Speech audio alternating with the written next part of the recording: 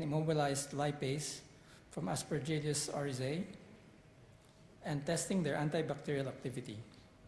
Ms. Ivan. Thank you. Good morning, ladies and gentlemen. My name is Vân. I'm from Vietnam. First of all, I would like to thank to Professor Derek and ICCO2017 organizer who invited me to speak here today. Our research focuses on hydrolysis virgin coconut oil using free and immobilized lipase from Aspergillus oryzae and testing their antibacterial activity.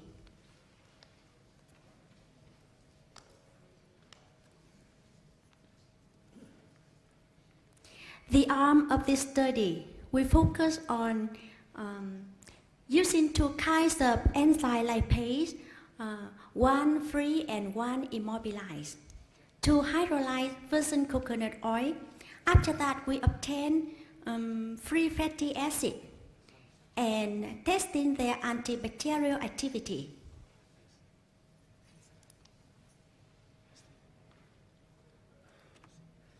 About materials and methods. Virgin coconut oil we use from Lương Quế Company, Bến Tre Province, Vietnam. Two kinds of lipase we use from Novozymes. And four species of bacteria we use from microbiological from USA. In this study, we evaluate four factors effect on hydrolysis rate, including the rate of vessel to buffer, the temperature, pH condition, and enzyme concentration. And the hydrolysis rate was calculated as follows. And this is the result. We choose the highest hydrolysis rate here on the first finger we see the rate of vessel to buffer. Next, we compare the hydrolysis rate between free and immobilized.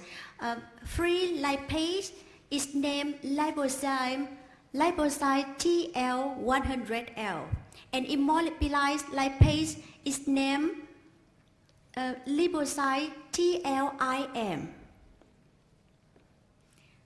And here we have the result. We have the same rate of vessel to buffer, 1/1.75. 25.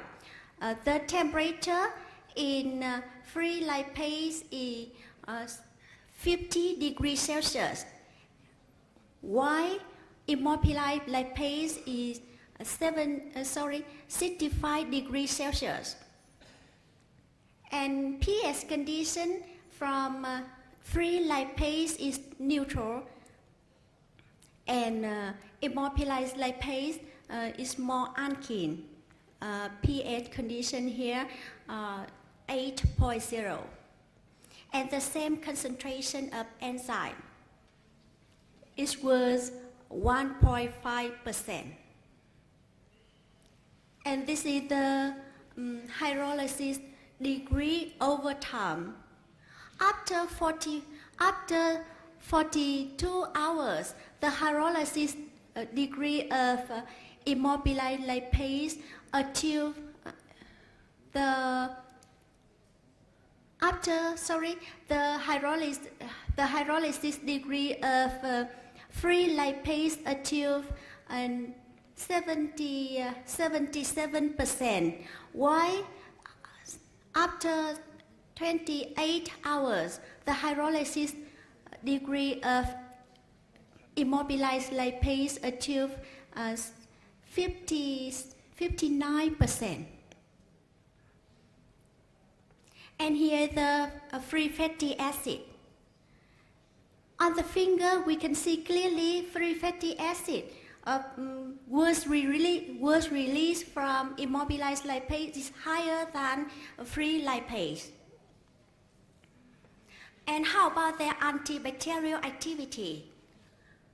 On the finger, we can see clear zone. Clear zone is mean that their antibacterial activity.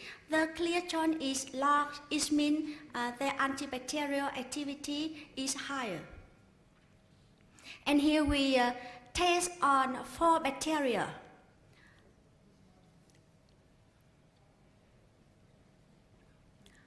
From Bacillus, Salmonella, E. coli, and the last one is Staphylococcus aureus. Yeah, on the finger you can see every concentration of free fatty acid have a negative antibacterial activity. Okay, and we can see Salmonella is have the highest clear chance, and the lowest clear chance is E. coli. Okay, thank you for your time and for your attention. Thank you.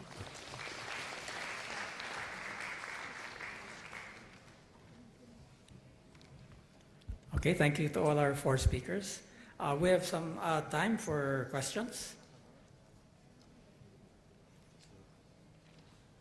With a wide range of talks, our first speaker was Mr. Ahmad, who calls himself a professional coconut lover with his modern diet. Our second speaker was Dr. Steffi Caro, who talked about selective lipase synthesis of structured lipids. And then our third speaker gave 2 papers, Dr. Somlak Kongwang, on formulation of antiperspirant sticks, as well as application of development of a dry emulsion process. And then our fourth speaker is our PhD student, Ms. Nguyen Thian Van, hydrolysis of VCO and testing their antibacterial activity. So are there any questions from the floor? Yes, please. Please identify yourself and whom Hello. you wish to Hello. address. My question is to Mr. Ahmed. My name is Mani Arvind. I'm from India. Actually, Mr. Ahmed, you mentioned that in your ketonic diet that you stop eating at night 8 o'clock and you have your next meal at 12 o'clock in the afternoon. Actually, you see, when we sleep at 8 o'clock, after that we sleep by 9:30 you keep. Okay, we almost lose, our body doesn't take an amount of food for almost, you see, 12 to 14 hours according to whatever you have told. So if you see, our body needs most amount of energy in the morning only. It is not in the afternoon. So we get up morning at least by 6:30. We consume our food at least by 8 o'clock. So if you keep your pyramid an opposite way and if you follow your diet, I think you'll lose weight in a more healthier way. Because according to me, I was an athlete from my 3rd standard and I know my diet and my health thing, and I think your diet should be just the opposite of the pyramid. It should be the largest amount of food consumption should be in the morning. It should not be in the night.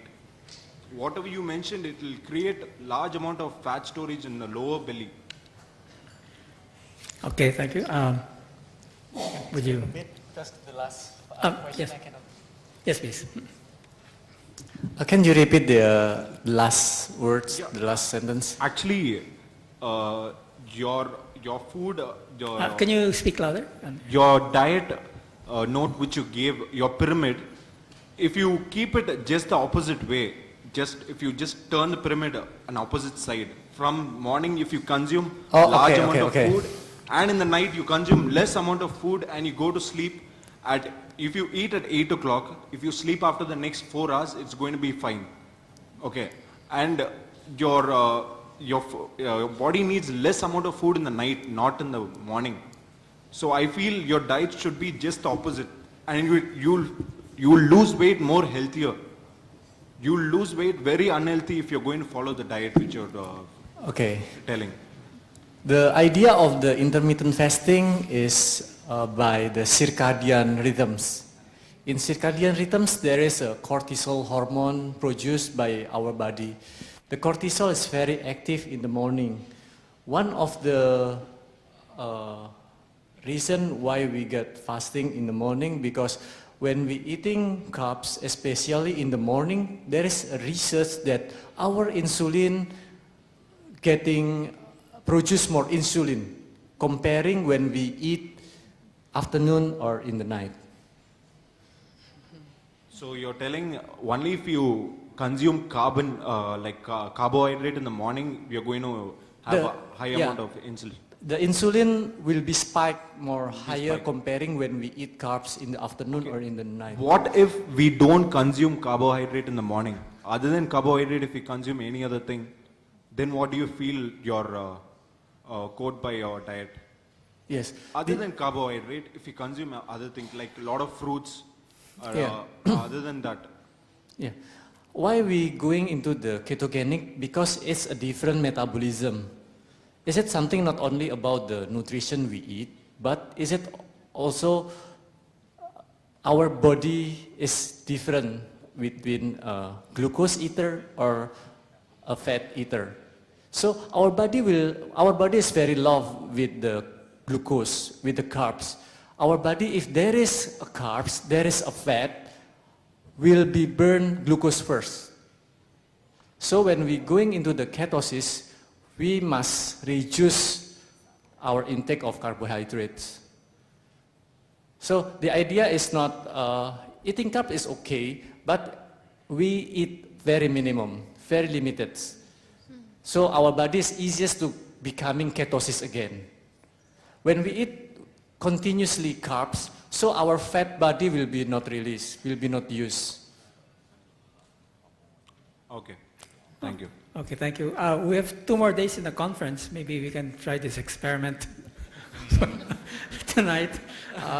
Eat at 8 p.m. and then not eat breakfast, and then we'll eat at 12 noon. Are there any more questions? I have a question. Perhaps I'd like to combine the presentation of Dr. Komwang with that of Ms. Ivan. Yes. Where Ms. Ivan used lipase to hydrolyze VCO, and Dr. Komwang, in his first paper, said that for the body odor thing, that it didn't work. Perhaps the hydrolysis would happen on the skin, and then it might work. Well, how would you comment on that, please? Yeah, compare. You want me to compare? No. I guess just putting your 2 papers where you hydrolyzed the VCO and then showed antibacterial activity. Yeah. But the paper of Dr. Yeah. Komwang, the first one, Yeah. did not show activity. Yeah. Perhaps Yeah. the difference would. But he didn't hydrolyze virgin coconut oil. Yeah, this question I want to ask to Mr. Doctor. That's You what know? I think, because Yeah. monolarin, need You to do know, some in process. our research, we test. I'm sorry, today I did not show the result of our research about VCO do not hydrolyze, and I just show the hydrolyzed VCO by lipase. But I want to ask you, if you use VCO but do not hydrolyze, hydrolyze means I obtain free fatty acid. Free fatty acid have antibacterial activity. Yeah, that's true. But I am afraid VCO do not hydrolyze can have antibacterial. That the thing of, when we take a look and review a lot of paper on Yeah. the VCO, they're talking about the monolarin hydrolyzed. We did the raw material itself, so Yeah. it might not see the positives. Yeah. That's why I just think that. Positive. Yes. So He said that positive, not negative. No, As for I mean the visual, hydrolyzed, no, VCO, no. yeah, visual virgin coconut oil do not have their antibacterial activity.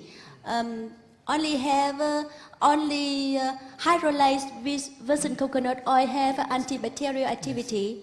Yes. Yeah. Yeah, that's true. Is it okay? Yes, okay. Thank you, thank you. That answers my question.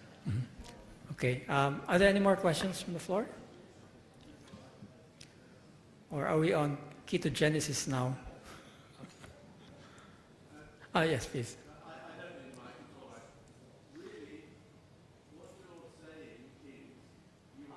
Who are you asking? Okay. Yes. Sorry, Toby. Yes, you're hydrolyzing your VCO, understood. Your properties are coming from your free fatty acids, your laurics, etc., etc. They have antibacterial properties, correct? Yes. On your plates, you did not show, you did not differentiate against which of these bacteria were they most effective. The Staph aureus, the E. coli, the Salmonella. Sorry, my eyes aren't as good as they used to be. I couldn't see clearly on which it was most effective. Or are they all the same? But then, my final, just a comment, just an observation. Once you've hydrolyzed your VCO and you have your FFAs, you no longer have VCO. What you're saying is that VCO is the starting point for obtaining your free fatty acids, and it's the free fatty acids that have the antimicrobial properties. Have I understood what you're saying correctly?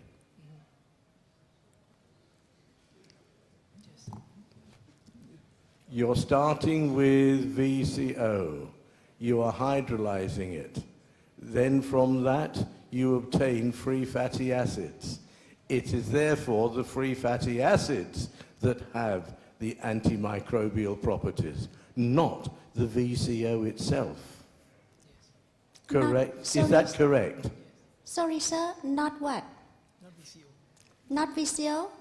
No, once you've hydrolyzed it, VCO. your VCO, you then have free fatty acids. You Yes. no longer have VCO. So it's the free fatty acids that have the antimicrobial properties, not the VCO itself. Yes. Did I understand that correctly? Yeah, that's okay, correct. That's Yeah. right. And, Yeah, and maybe- on which of these was it most effective? I could not see that from the slide of your Petri dishes and your cultures. Is this a slide? This is the Can you put the slide up again? No, is please? this the correct one? I think.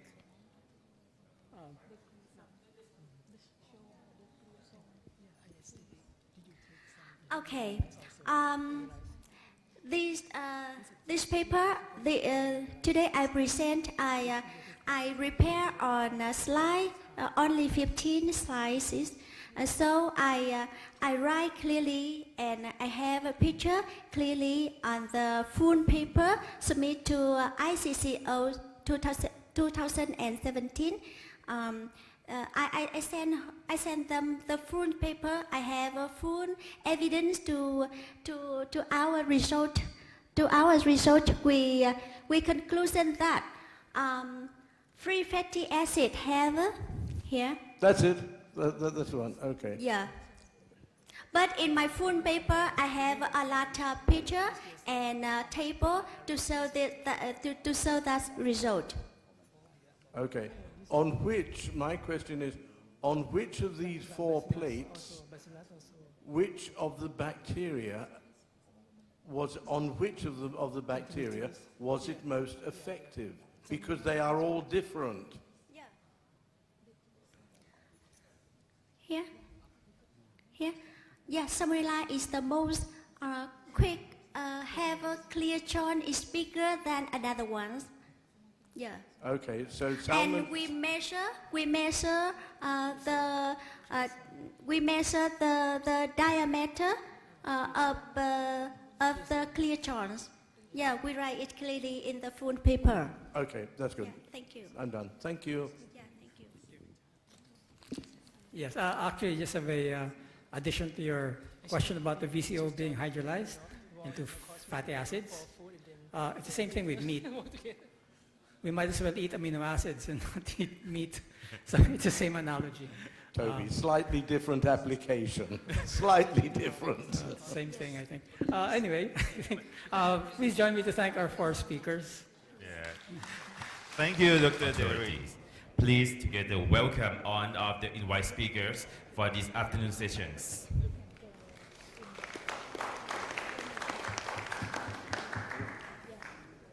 Thank you and good afternoon.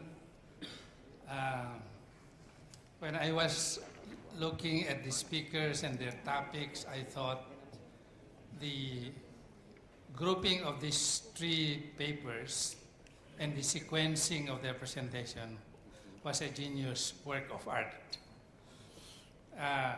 What I'd like to do is bring this topic into a development context. First, so that you don't get bored.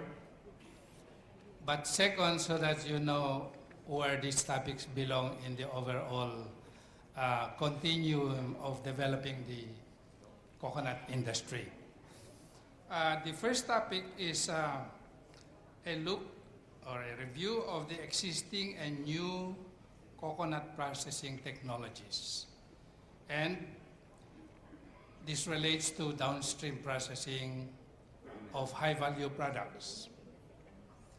So this gives us hope because the problem of the coconut industry in many countries is that, and it is also for the whole world, is that we are not producing enough coconuts. Many factories are operating below capacity. And if we don't watch out, we might be losing the industry. It's because buyers normally gravitate to crops, oil crops, which have sustainable supply. So if coconut is not produced in adequate supply, we might lose the buyers. And the reason why we are not producing enough coconut is there's so many calamities that strikes us every year. The typhoons, the droughts, the diseases, and it seems like we don't have enough ammunition to be able to address them effectively. Secondly, over 50% of our coconut are senile and unproductive, and it looks like we don't have the capacity to replant them as fast as we could. That's the main reason. Those are the main reasons why we do not have enough coconut. The productivity of existing palms which are old is not enough, and we don't have the capacity to plant the early bearing and high yielding varieties the soonest time possible. The second reason is that coconut farmers are not earning enough. I'd like to stress this point. They are not earning enough because they rely heavily on copra as the main product. And as you know, the price of copra is low and unstable. And if the farmer doesn't earn more, as you would note, he will not plant more.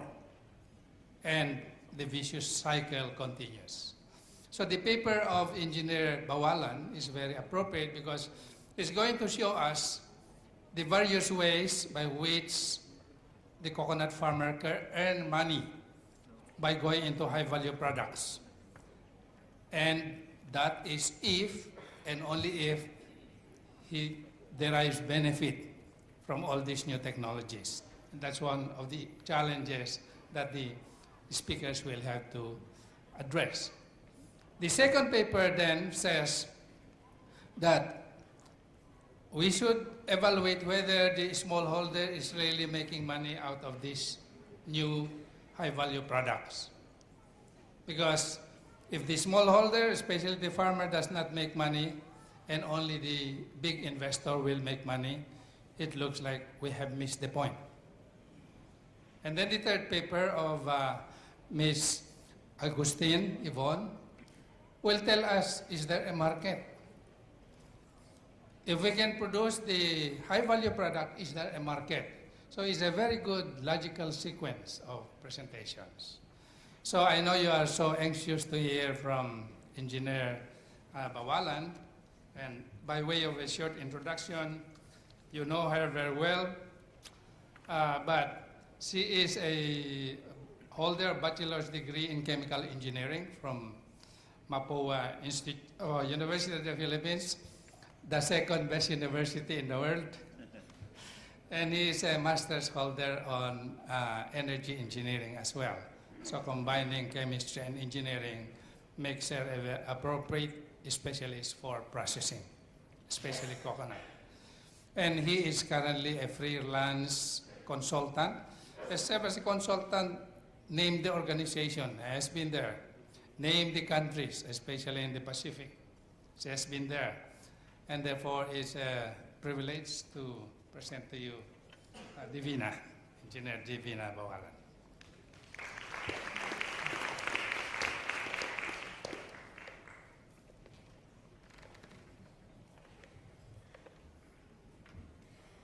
Thank you very much.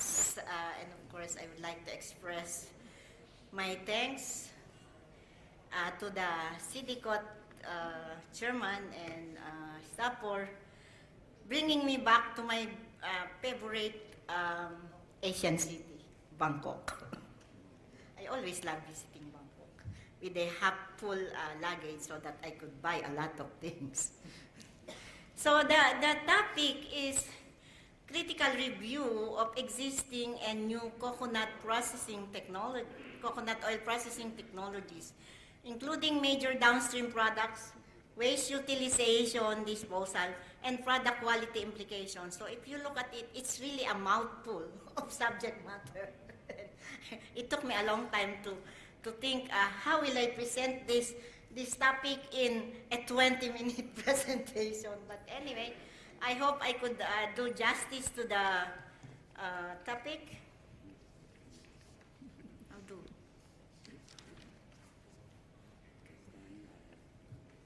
Tayo. So you press it. Where do you point this way? Because it's not. When you press it, it should be moving forward.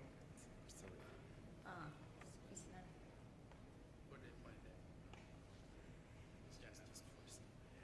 Okay, it's that function.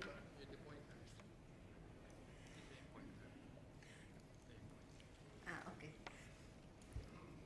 As we know, coconut oil is one of the biggest commercially produced and traded coconut product in the world.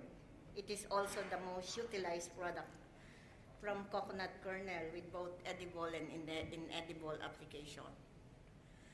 Since its production at the start of 20th century, coconut oil has always been produced from copra or dried coconut kernel using the dry process involving high-pressure expeller. So, for those in the coconut oil industry, then everybody knows Anderson expeller, Simon Rosedown, and of course, the reliable group, but most people are using the Anderson.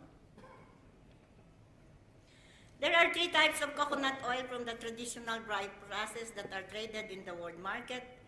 You have the crude cochin, which somebody said that it derived its name from Kochi in India, which is the refined, and so it's a it's a refined and semi-bleached product. And of course, you have the RBD, the refined bleached and deodorized product, coconut oil. So you have there the traditional dry process, where you start from copra, you mill it, and then you expel, then you have then you clarify it using a filter press, and the resulting product is a dark colored. It could range from yellow to dark orange, depending on the deterioration of copra that has taken place before it is milled. So you can see there on the upper portion, the steps, you just refine and bleach, you get the cochin. Then you refine, bleach, and deodorize.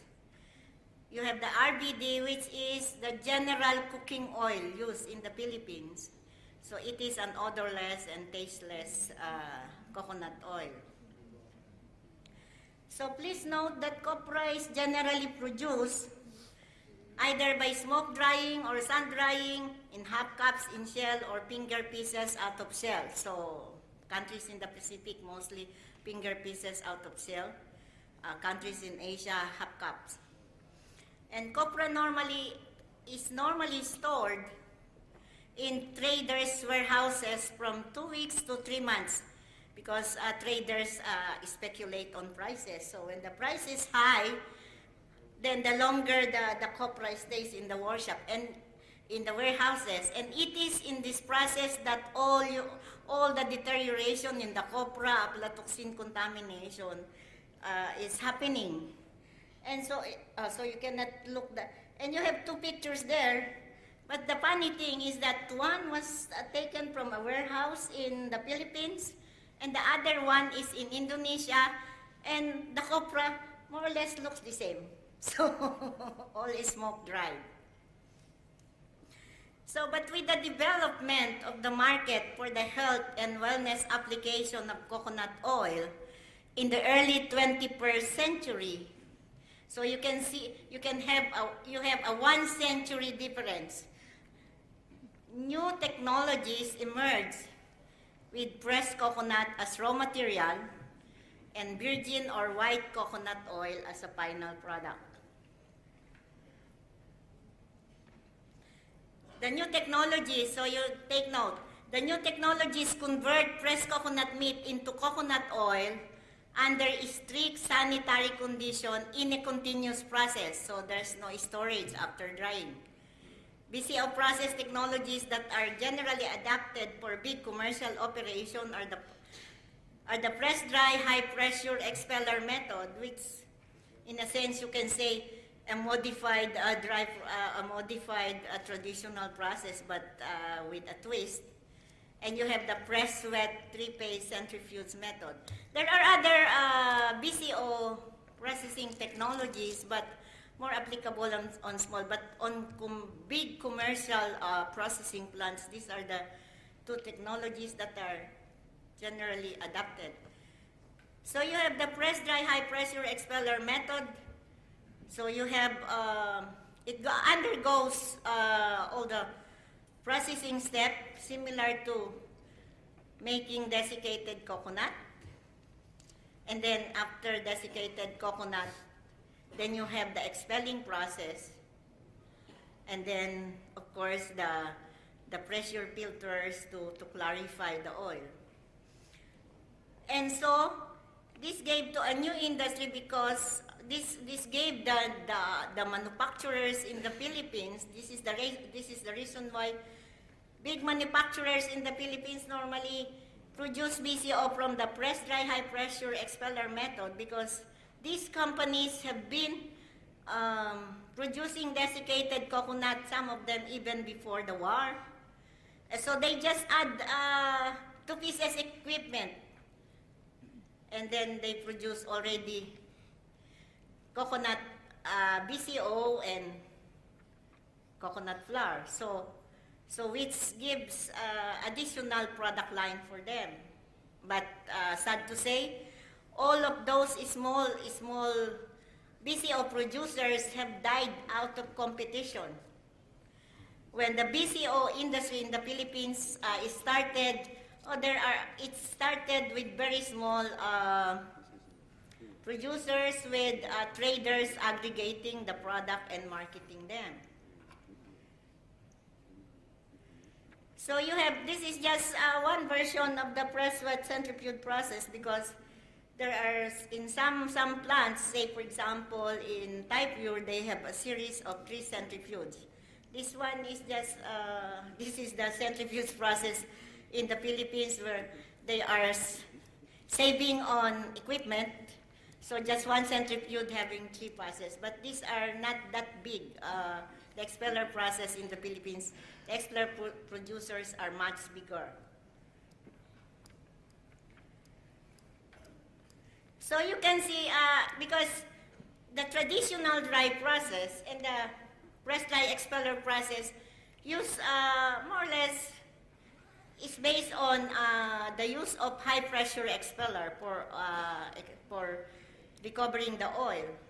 But we just modifying the front end preparation of the meat and drying and having it. Then you came up, the new technology gave a new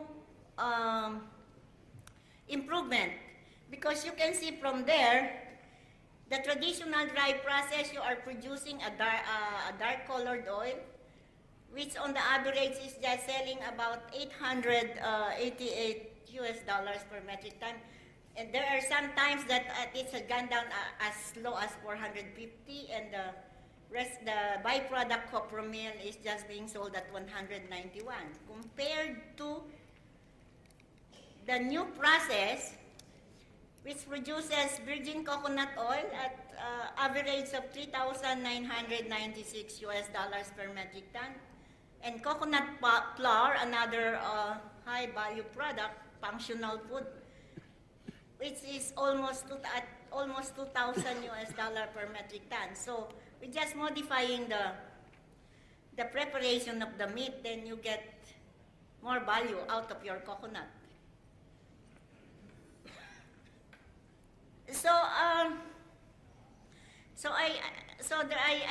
made some comparison matrix between the traditional dry process, press dry expeller method, and the press wet centrifuge method. So you can see there that in the type of oil, for the traditional, it's inedible, and you have to further process it to make it edible. But for the new technologies, then it's already edible without any further processing. But for oil recovery rate, you get more from the traditional process, simply because converting between expeller, the press dry expeller, and the traditional dry process, which both use expeller, the press dry expeller is lower, simply because since you want your oil to become to be white, then you cannot adjust the full setting, so that the temperature inside will not go as high as and that will discolor the oil. So there's the difference there. And of course, we all know that the lowest oil extraction rate is obtained from the wet centrifuge process, which is incidentally the comparison between the BCO technologies press dry method and the press wet centrifuge method, as I said, is fully dissected in the paper in the Bali, Indonesia, which I told the organizers that I will give a copy of that paper so that it will also be part of your set for reference.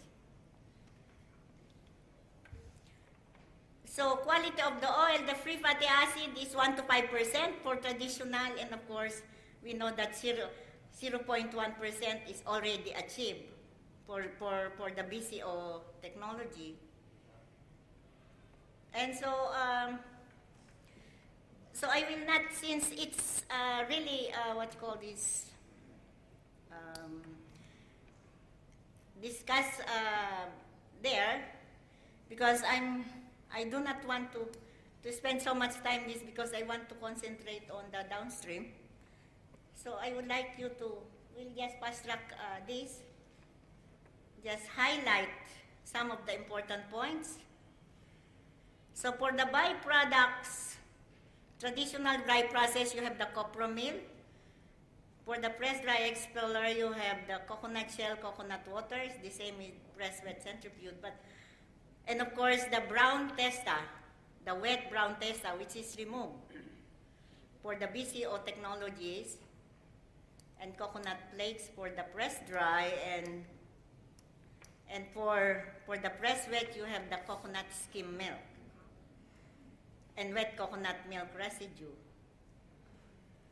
And this is where you can see why we need to change the traditional process, because for the oil from the traditional process to be edible and to be of good quality, you have to undergo refining, bleaching, and deodorization process. And in that process, you generate a lot of solid waste, which is really harming the environment. For the press-dry expeller, all of the byproducts generated, coconut shell, the wet testa, they have economic value because for coconut shell, it's being used as fuel for boiler to generate process steam. In the same manner for the press wet. But for the press wet centrifuge method, you are generating the residue containing gums and other solids coming out of the centrifuge. So for the liquid waste, again, you are getting more a natural liquid waste from the traditional dry process from the refining. The wastewater is contaminated with chemicals, of course, and of course, for the press dry and the press wet, coconut water, if it's not processed into beverage, which also has a high value, has to be treated as part of the waste stream. So there is really a need to process your coconut water, and the current price is export price is 92 cents per liter. But if you of the beverage, but if you just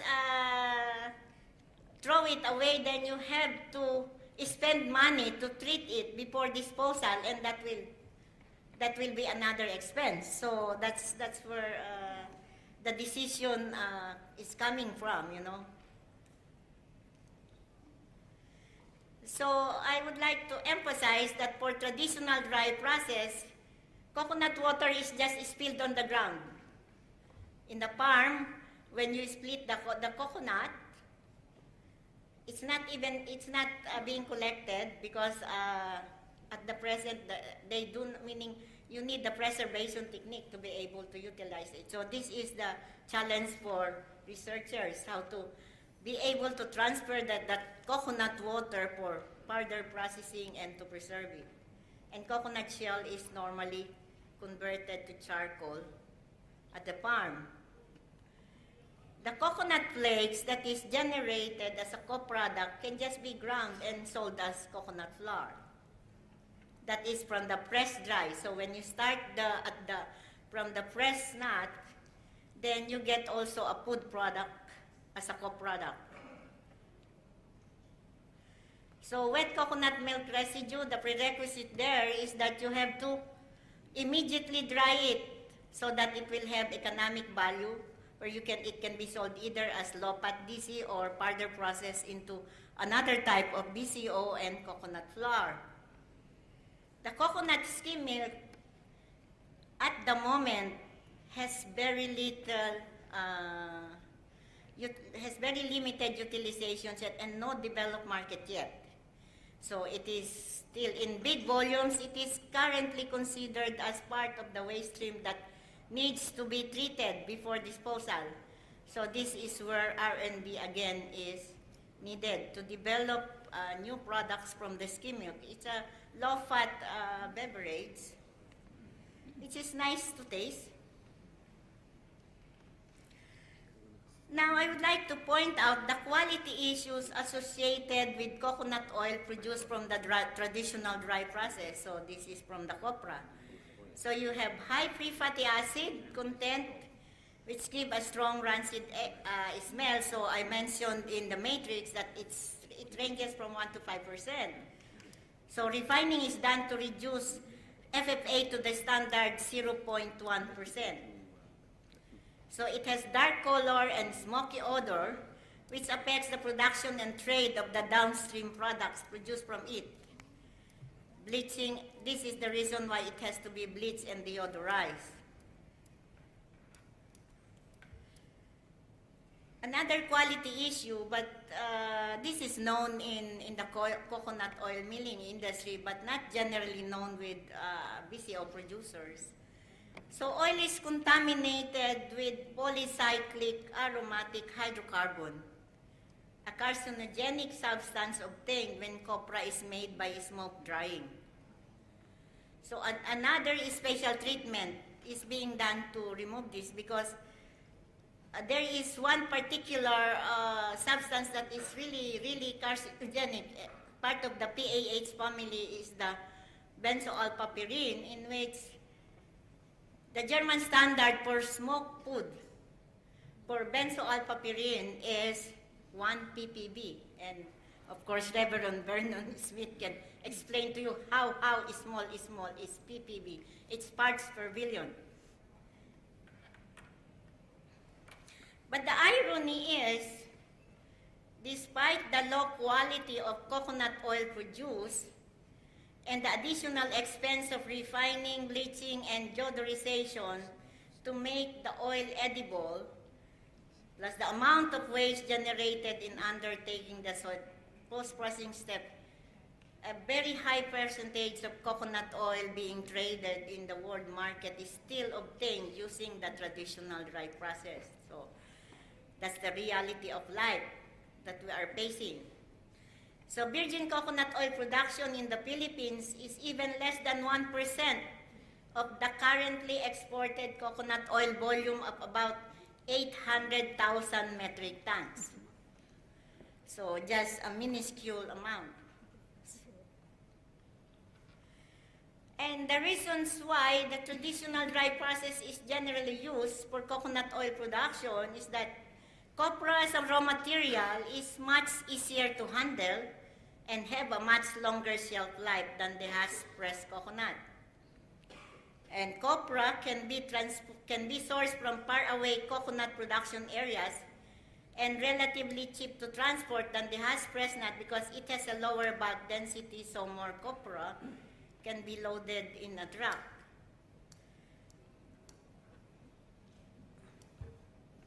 So the downstream products, even up to now, the most important value of coconut oil to the world is its inedible application as a raw material for the production of oleochemical. And the fatty acid composition of coconut oil fits very well the requirement of the oleochemical industry, especially in the production of detergents, surfactants, shampoo, and cosmetic products. In fact, Henkel of Germany, one of the biggest producer of cocoa chemicals and the downstream and the products from it, utilize majority of the coconut oil traded in the world. So major volumes of coconut oil traded in the world are converted into cocoa fatty acids and cocoa methyl esters with glycerin as a co-product. Just to give you a brief overview on how this is, so there are two routes. The first one, this is the steam hydrolysis, which separates the coconut oil into fatty acids and glycerin. And the fatty acid is fractionated into the fraction C6C8, that's the low boiling, and the C12 to C10. And from there, it goes to different, you can imagine about 30 different products or more produced from just this one. And then the MCT oil, which has become very important in recent years for health applications. A lot of people are asking for an MCT C8, C10, C12, simply because that's the real MCT. But then the available MCT in the market is made from C8, C10, C6 with a little percentage of C6. simply because all of the processing plants are set up to cut the seeds, the coconut oil fatty acid into that portion. The C12 is included in the other cut because C12 has that property, the surface active cleaning properties. 5 minutes, okay. And then, but then there is now an ongoing demand for a C12 pure cut because it is also being used. And another route is the trans-esterification, which means you react coconut oil with methanol to produce the coconut methyl ester.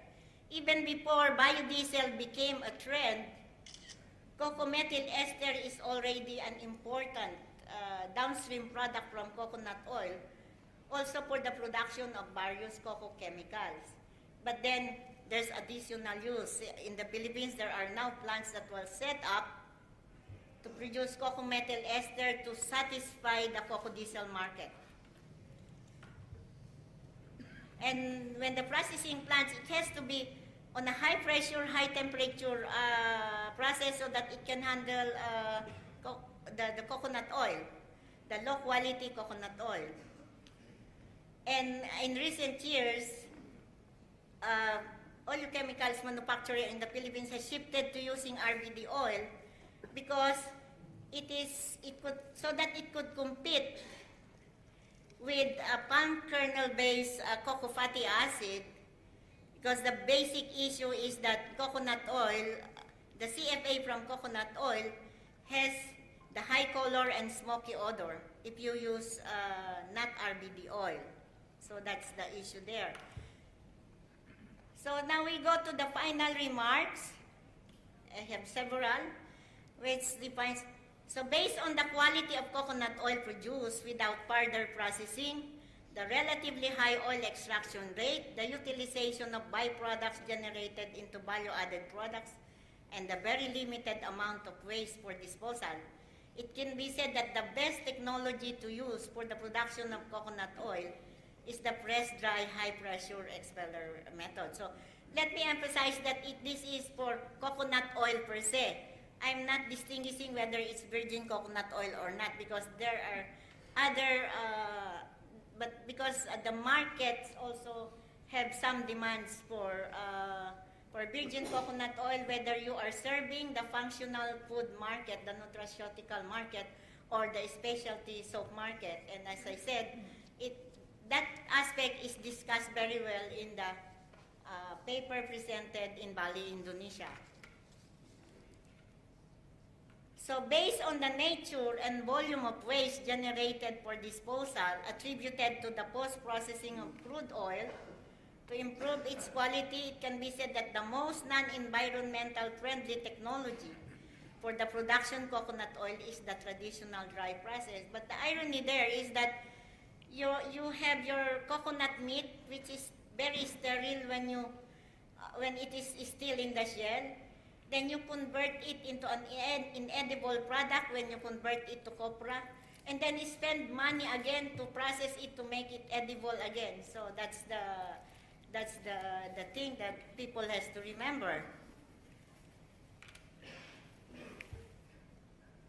So production of coconut oil bypassing the copra stage should be the goal of every coconut producing country so that all quality problems attributed to the oil produced from the traditional process can be solved.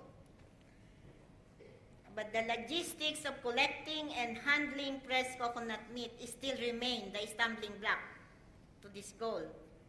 So this can be put to a test when an integrated coconut processing plant in the Philippines with a processing capacity of 1 million nuts per day, it starts its operation this year. Because we are in the Philippines, we are used to having desiccated coconut and BCO plants having operating capacities of 350 to 400,000 nuts a day. 1 million nuts is putting in the limits. Thank you very much for your time and attention. So I always would like to share the quotation from he who plants a coconut tree, plants food and drink, vessels and clothing, a heat source, habitation for himself, and a heritage for his children. So let us all properly use our coconut. Thank you very much. In production, processing, and trading. And he has a lot of activities assigned to her, but she oversees the day-to-day operation of UCAP. She also is the editor-in-chief of a lot of very important publications, which includes the weekly bulletin, the coconut statistics, which all of us in the Philippines use, and some of you may be interested in that as well. The coconut industry kit, the coconut technical bulletins, and she prepares position papers, market analysis, and forecast on oil and coconut products. So it's a pleasure to have Yvonne make the presentation. Thank you, Dr. Pons, for that kind introduction. First of all, I'd like to thank the organizers of this ICCO 2017 for inviting me here to present this paper. The topic assigned to me, as shown, an overview, update of global marketing of coconut oil and downstream products, issues and opportunities.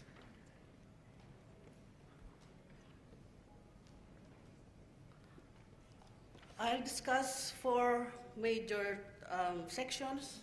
First is the introduction, the world oils and fats trade, and then on coconut.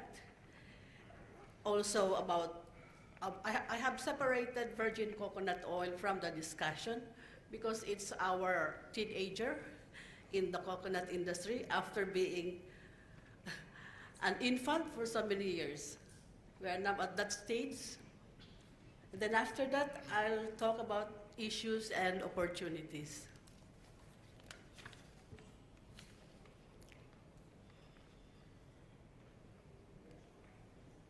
For introduction, we know that coconut is known as the tree of life. It's grown mainly in Indonesia, the Philippines, and India, in that order. The combined area of which at 9.3 million hectares, that's the average for the last 4 years, 2010 to 2014, accounts for more than 3/4 of the world total, given at 12.14 million hectares. The aggregate production of this tree at 51.9 billion nuts represents 75.5% of the global trade total, which is 68.8 billion nuts. India is the biggest producer, producing 20.3 billion nuts, followed by Indonesia at 16.3, and the Philippines at 15.3. While Indonesia leads in planted area, India in harvest, the Philippines lead in world trade of coconuts.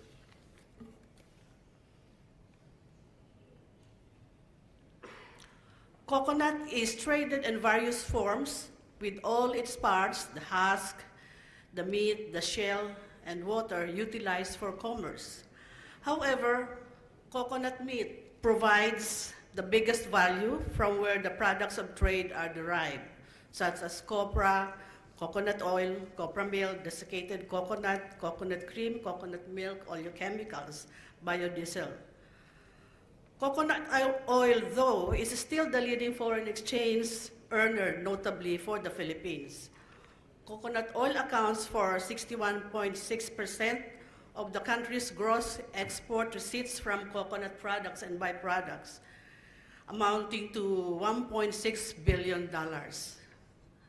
In absolute value, coconut oil earns an average of $1 billion per year for the Philippines.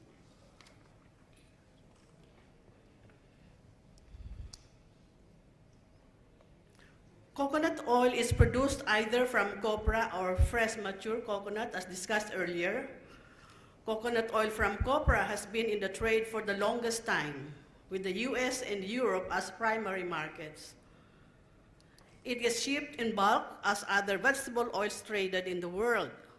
On the other hand, virgin coconut oil was introduced in the market much later and traded in smaller quantities compared to copra, but priced much higher than the traditional coconut oil from copra. Both oils have the same application in industry, whether for food or non-food, as they are one and the same oil with the same properties. However, cost and availability may be a limitation in the use of VCO in products that require big volumes, like for cooking, as cooking oil. Presently, its biggest use is as food supplement.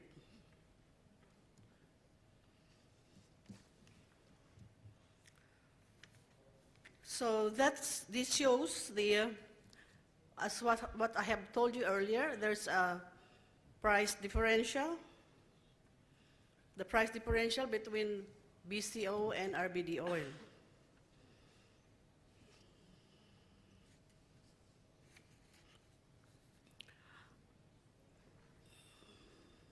But take note of the narrowing price differential between BCO and coconut oil, RBD oil in the last 2 years.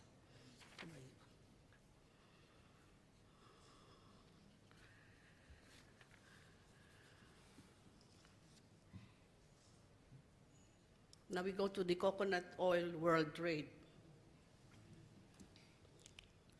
World annual production of coconut oil averaged 3 million metric tons.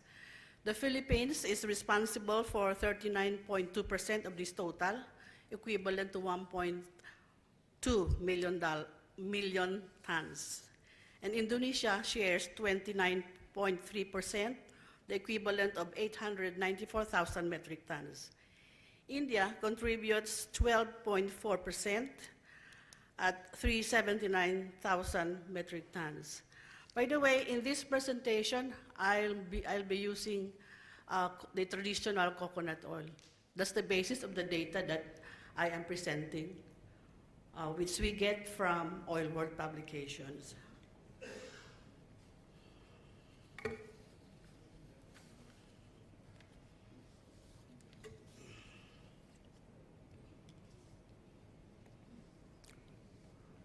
Based on the annual data, the Philippine production of coconut oil follows a declining trend since 2014. And that's because of the Typhoon Haiyan that hit the coconut areas in the Philippines. In the case of Indonesia, which is the second biggest producer, the production is almost constant at around 800,000 metric tons. As with India, it is also close to 400,000 metric tons. That's about half of Indonesian, excuse me, Indonesian production.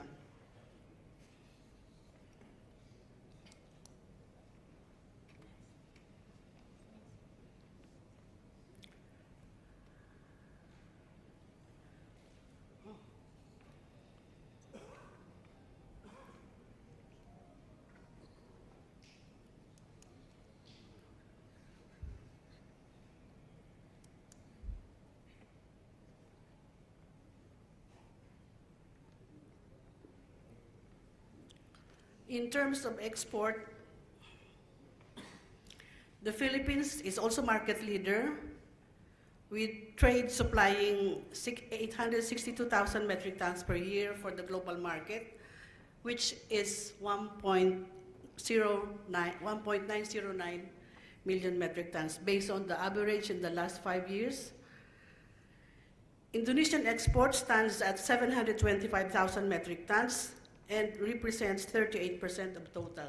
The Philippine share is 45%.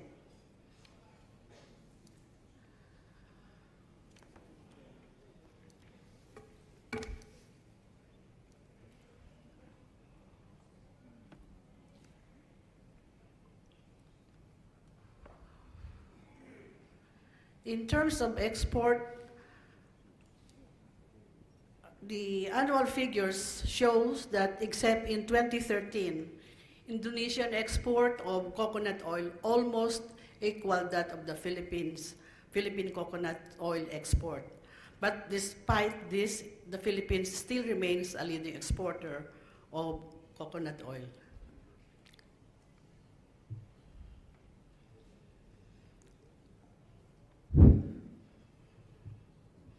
The world's key importers of coconut oil are the European Union and the US, which together comprise 61.1% of the market. At annual EU uptake of 620,000 metric tons and the US at 540,000 metric tons, the respective market share comes to 33% and 28%. So this is the annual figure.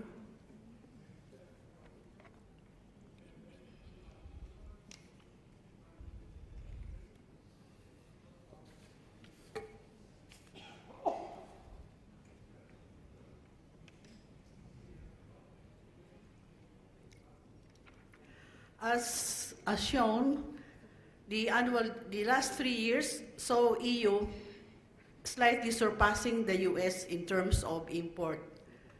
The Philippines, as beneficiary of EU GSP+, where import tariff on coconut oil has been lowered to 0, can partly be attributed to this. An EU GSP+ beneficiary country necessitates implementation of 27 treaties and conventions on human rights, labor rights, the environment, and government.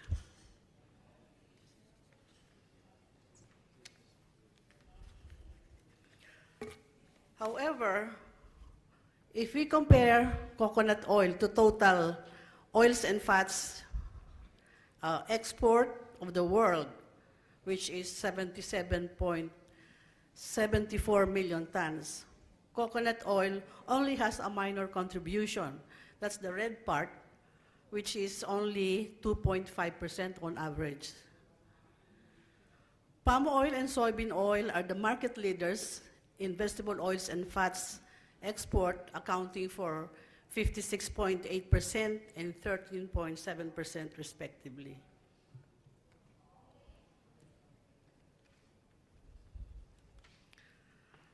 Coconut oil competes in the world market with 16 other fats and oils. It competes both in edible or food and inedible or non-food markets. In the first market, it faces tough competition with the likes of soybean oil, palm oil, sunflower oil, rapeseed oil, a crowded field for coconut oil where demand is flexible depending on how attractive it is priced. Coconut oil normally is priced at a premium over these oils. In the area of this, excuse me, in this area of use, coconut oil, if ever, usually serves a niche market because of its special properties. On the other hand, in the inedible market, competition is just between palm kernel oil because both oils can be utilized interchangeably in almost all uses, made possibly by their similar fatty acid composition. They are called lauric oil because the major fatty acid in both oils is lauric fatty acid or C12.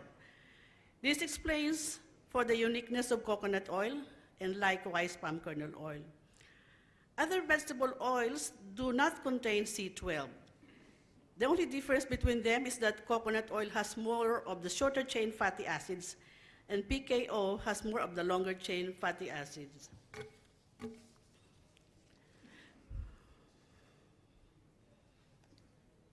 The interchangeability in uses of these two oils can be depicted in their price behavior, which shows closeness with each other, but with coconut oil priced at a premium over palm kernel oil as the norm.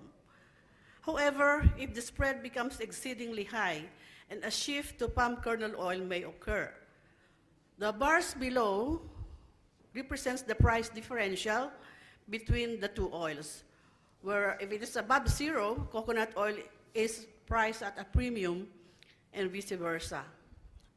Interestingly, a deviation from normal price relationship was noted commencing the latter part of 2013, when coconut oil started to develop wider price premium due to a pronounced shortfall in Philippine coconut production as a result of Typhoon Haiyan that damaged some 33 million coconut trees. Since then, coconut oil has posted substantial price premium against palm kernel oil. In 2015, this spread widened further ahead of concerns over the negative effect on production of then developing El Nino event. This factor continued to support price gains, especially in the first 3 quarters of 2016, as shown, even as the El Nino event have already ended, as its lingering effect delayed recovery of coconut palms from the drought stress. Coconut oil used to rule the lauric oil market.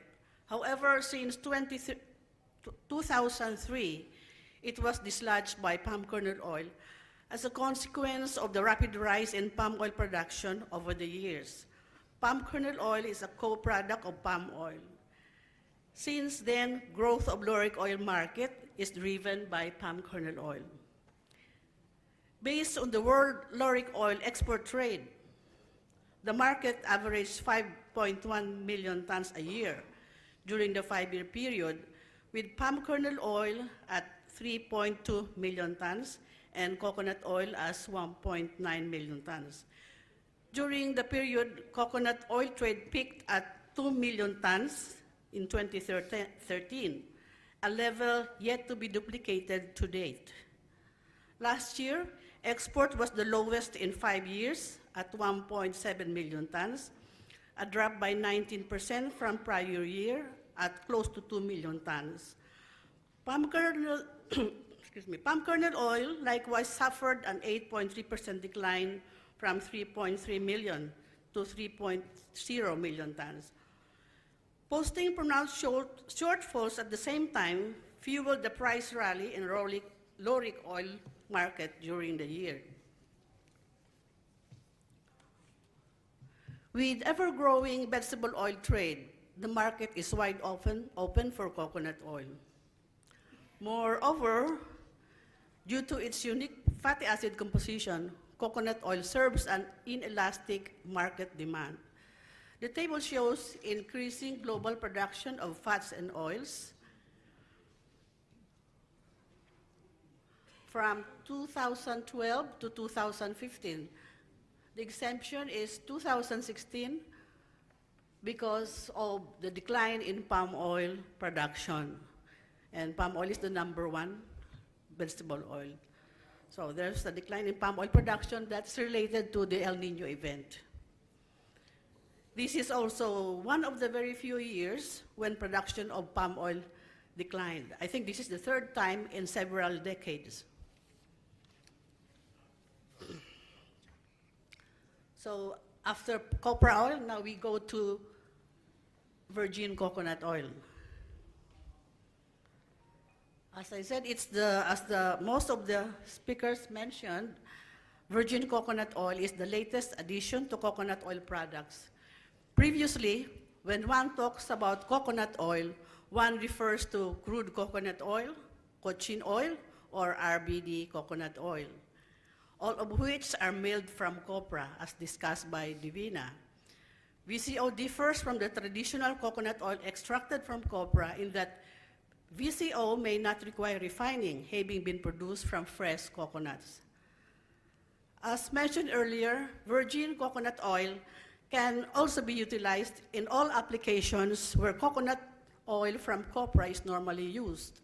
Both oils contain the medium-chain fatty acids, have the same chemical properties, and provide protection against diseases by strengthening the immune system. Physically, the difference lies in the color, where the regular coconut oil has a slight yellow tinge, bland, and is odorless. VCO is colorless, has a very slight sweet taste, and retains the smell of coconut. VCO is sought after and known for its antibacterial, antiviral, antimicrobial, and antifungal properties. Also dubbed as superfood, it is well known across the globe as a special healthy product from coconut. VCO still retains its tocopherols, which has been cited as an advantage over traditional coconut oil.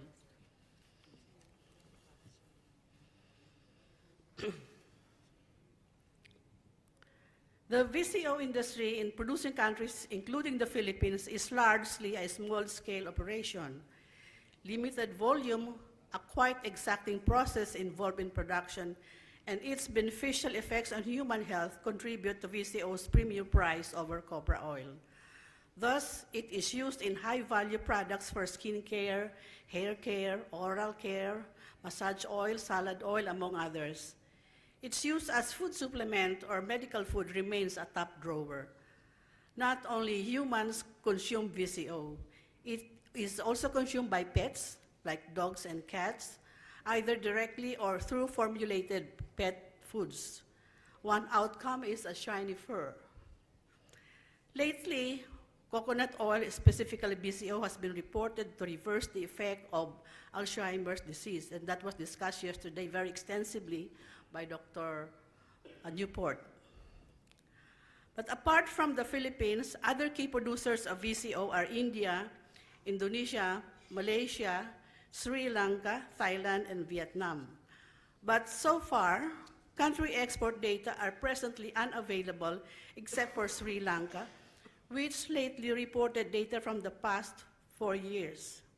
One reason could be an absence of HS, or harmonized system code for VCO in the tariff nomenclature, thus unable to keep track on export. At last year's APCC Cocotec meeting in Bali, it was proposed that governments develop HS code for VCO and other new coconut products with increasing export volumes for easier monitoring. In the case of the Philippines, we use the HS code of 1513 for VCO 1513, 110001.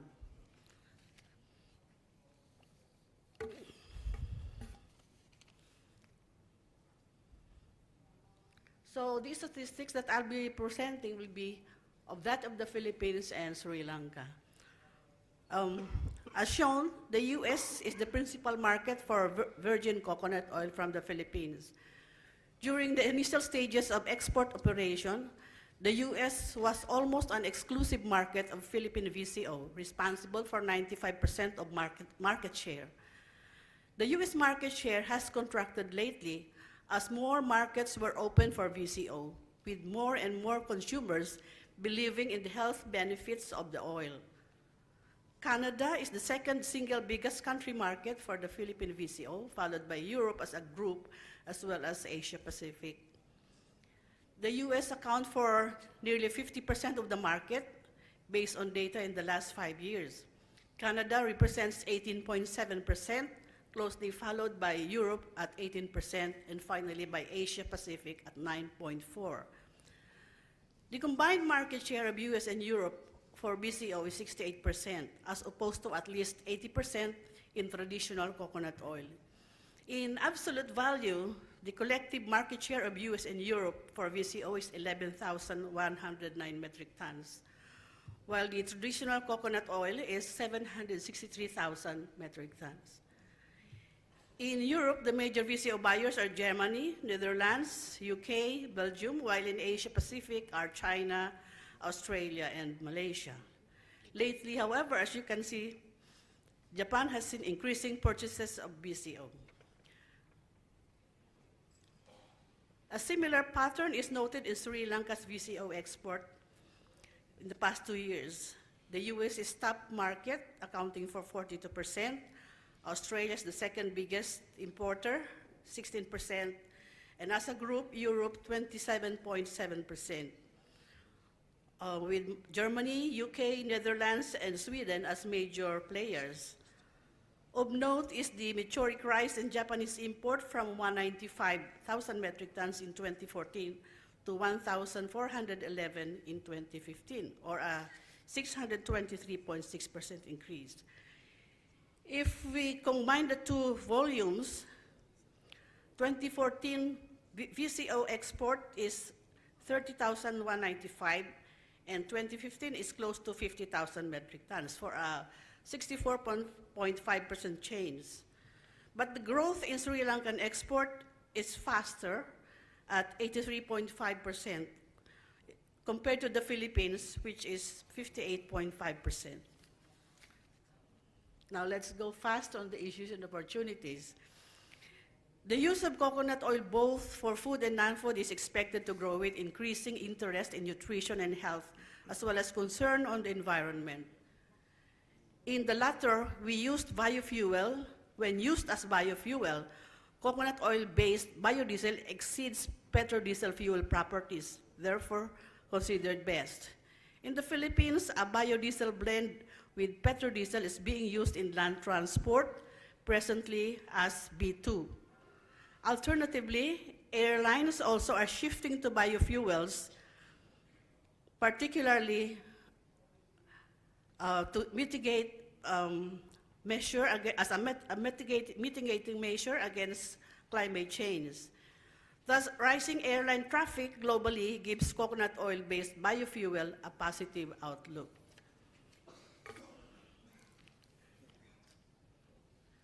On nutrition and health, opportunities are linked to increasing interest in nutrition and health. Nutraceuticals, one of the fastest growing markets in the developed world, includes functional foods, medical foods, dietary or food supplements, which VCO is mainly consumed. Growth in nutraceuticals is driven by functional food. On the other hand, there are a few issues that could hamper the growth of coconut oil, both traditional and VCO in world trade. There are several, but I'll just discuss four. One is product quality. In the case of traditional coconut oil, it is traded under FOSFA or NIOP contract with specific standards being followed, otherwise subject to settlement via arbitration. Philippine coconut oil exporters can comply with the rules respectively standard. This is my observation, which was based on very little arbitration proceedings involving our exporters. Because it is traded in bulk, there are only limited shippers, therefore monitoring can be easier. In the case of VCO, which involves more players, monitoring can be difficult. Non-conforming to standards can lead to outright rejection, a subject for arbitration, or discounted price, all of which work against the shipper. The Asian and Pacific Coconut Community agreed at the COCOTEC meeting last year in Bali to harmonize existing standards of VCO and other coconut products. This is critical because VCO is largely used as food supplement. Secondly, the inaccessibility of pertinent certification, such as organic, halal, etc., among others, to restrict VCO marketing because of prohibitive cost. Some buyers are keen mainly on organic certification, while others require more. The upside, however, is that certified products can be enhanced, their marketability can be enhanced, and price premiums are gained over uncertified ones. And the reality is that market is gearing towards certified products apparently for health reasons. Just one more slide. Thirdly, it's the negative perception about coconut oil, especially towards the effect on health. And that was discussed before, yesterday. And the last one is new technologies that are now available that mimic the important fatty acid of vegetable oils, including coconut oil. Such can be made available at low cost and at much shorter time, as in promptly. Unstable supply of coconut oil may have necessitated end users to develop substitute that can be produced anywhere, all the time. I refer to the alcohol technology that now has produced, for instance, edible oil low in saturates and high in monounsaturates, and therefore considered healthy. The same technology has brought about omega-3 oil that is sustainably produced, aware of concerns over the supply of fish sources and vulnerability of plant sources due to climate change. However, despite that taking place, coconut oil remains at an advantage owing to increasing consumer awareness as well as interest in natural products as opposed to synthetic products for health and wellness. Coconut oil is no doubt a natural product. And for that reason, support for programs towards enhancing coconut yield and production should be sustained and projects carried out at faster pace. So that ends my presentation. Thank you, Yvonne. Now we'll shift to Mike Fall. The fact that I first became acquainted with the coconut in 1957, I was travelling to England by boat, and we called in at Colombo in Sri Lanka, and I first made the acquaintance of coconut on the road between Colombo and Kandy. I then spent 2 years being trained by the British colonial government to be an agricultural officer in the colonial regimes of their great empire of the time, and that included a year in Cambridge and a year in Trinidad, where I began dating the coconut, you might say, because I had a project to begin some catch up with all the published work relating to coconut production throughout the world. I then became immersed in the coconut world completely in the Solomon Islands when I was put in charge of a research project jointly operated by Unilever and Solomon Islands government. So it's then that you might say I consummated my relationship with the coconut. I have to say though that there's another person or another individual in my life who for 55 years has been telling me that the coconut is the other woman and that I should be allocating an appropriate time to her and to be careful not to over-allocate my time to the coconut. So what's significant about this year is 2017, so it's exactly 60 years since I first met the coconut. And in our culture, we talk about that as being a diamond jubilee. So that, for me, that's a significant moment that have the privilege of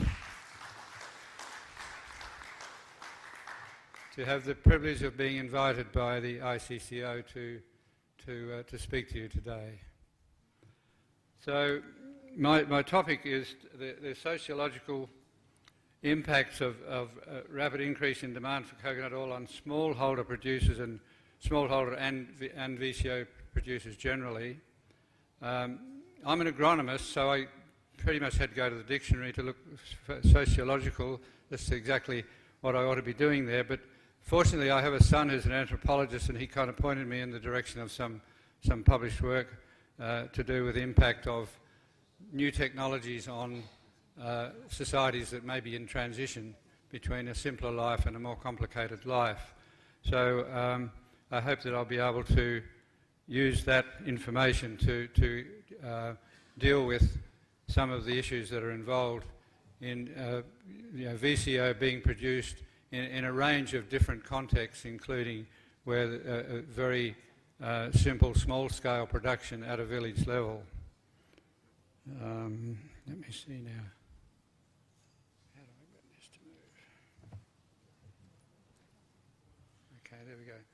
I just want to indulge myself a little bit at the beginning here and just talk briefly about where the coconut really came from. Will that go any further? No.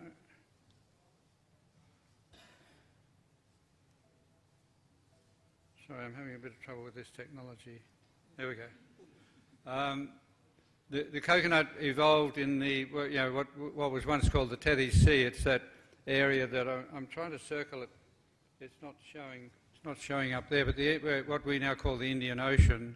And for millions of years, the coconut evolved, and there was an extraordinary evolution where it developed its own dispersal mechanism making use of the ocean. And in the process, the seed developed a seed that was capable not only of floating for up to 4 months on the ocean, but then when it was deposited on the strand by the surf, that seed could nurture a seedling for 3 or 4 months without any photosynthetic activity and without any nutrients being taken from the soil, because often the soil was a sandy, low nutrient.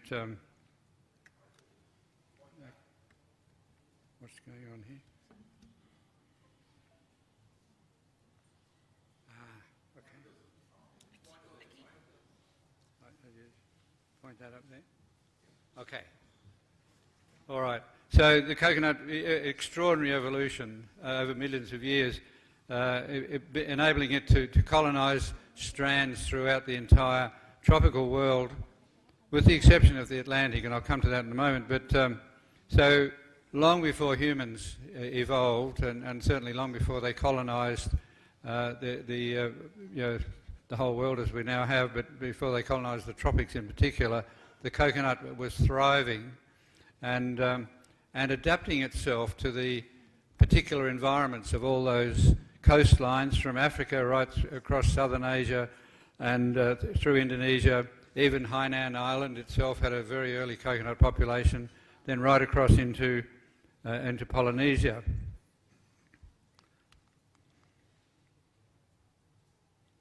I still haven't mastered this.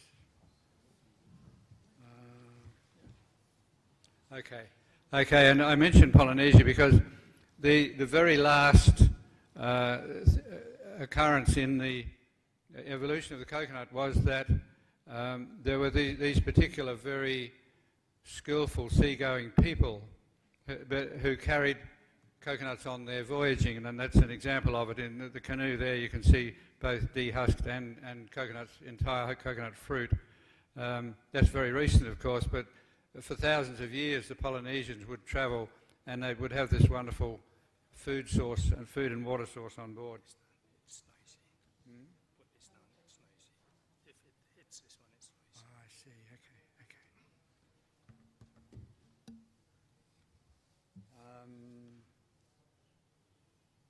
Okay, so in the course of the evolution of coconut, or in the course of the selection of coconut by humans, there was a huge change in its original form. As you can see there, the nut on the left is the primitive form which was able to travel so successfully and colonise so successfully for millions of years. But when humans came along into the coconut world, they wanted something which had more food and drink involved, and over some thousands of years they succeeded in achieving that rather extreme form there with much reduced amount of husk and a beautiful kernel inside. And the wonderful thing about that kernel is it's rich in virgin coconut oil, and that's what we're here to speak about today. So virgin coconut oil may be produced in many ways, and I'm going to speak about those in terms of this sociological impact thing, but I will be focusing on the smallholders to a considerable degree. But I can think about, say, 3 levels of production, 3 scales, if you like. You have a small group who can maybe handle 1,000 nuts a day, half a dozen people who might be using whatever the technology is, whether it be the kitchen method, or whether it be, there's this other method I'm going to speak about in more detail called direct micro-expelling. And then there's the medium scale, which might go up to 10,000 nuts, where you have a fairly serious team effort going on, and maybe using a screw press and a scaled up form of preparation of the material to be pressed. And then finally we have the industrial scale, which has expanded enormously in recent years, especially in countries like we're in now, Thailand and Sri Lanka, but also in Philippines and Indonesia. That's kind of the 3 levels, if you like. An industrial scale, we're talking about tens or hundreds of thousands of nuts a day or per week. And so I'm going the wrong direction. So what have I got here? All right, so now I'm going to speak in some detail about this method known as DME, which has been a method developed by one of the co-authors of this paper, Dr. Dan Etherington, and his team, Coconut Pacific. And I'm just going to go very quickly. This is the smallest scale operation that I'm aware of for virgin oil. And so we see there, we've got the coconuts being collected and then dehusked, and then this is just an electrically driven shredding or device.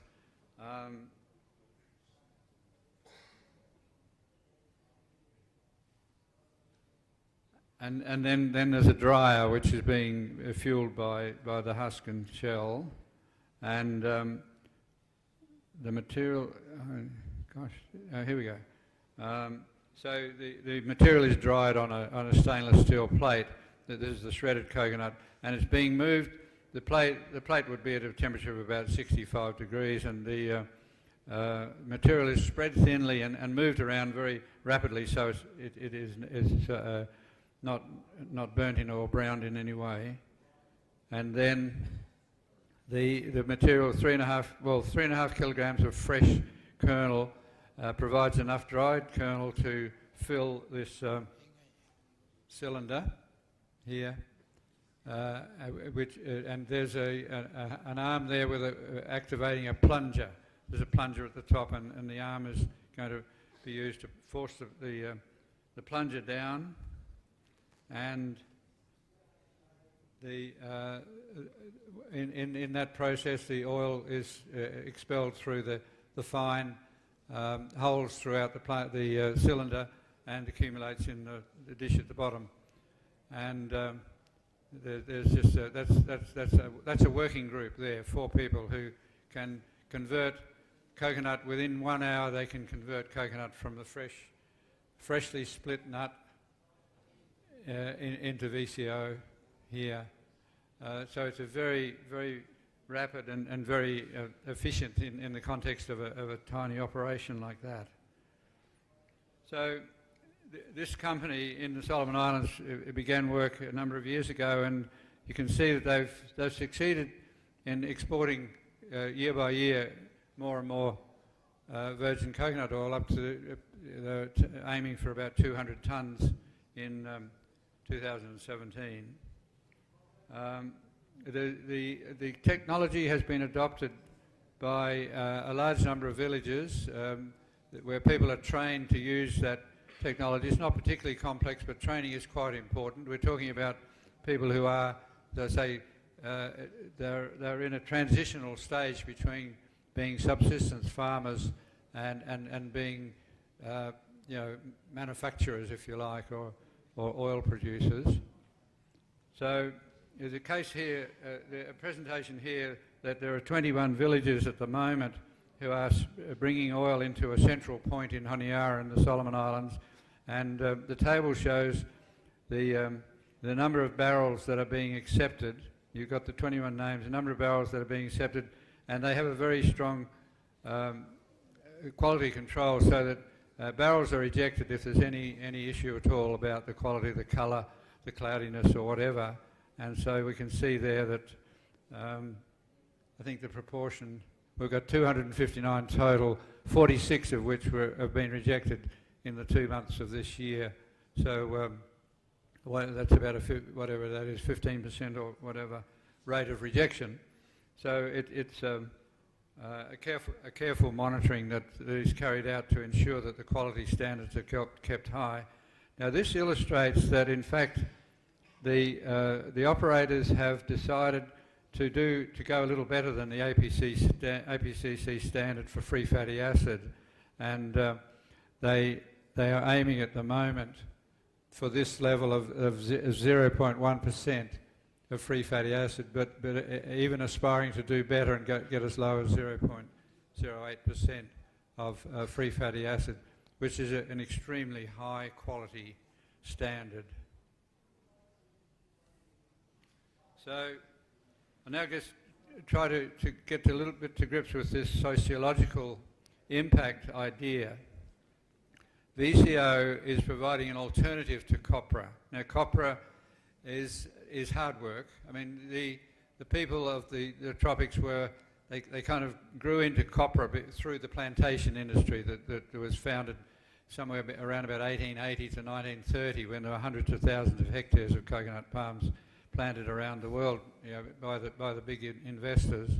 And then when the industry sort of collapsed, particularly after around the middle to late 20th century, the people who were familiar with copra, they then became copra producers in their own right, and much of those plantation lands, the people resumed their ownership, or they became tenants in those copra producing areas.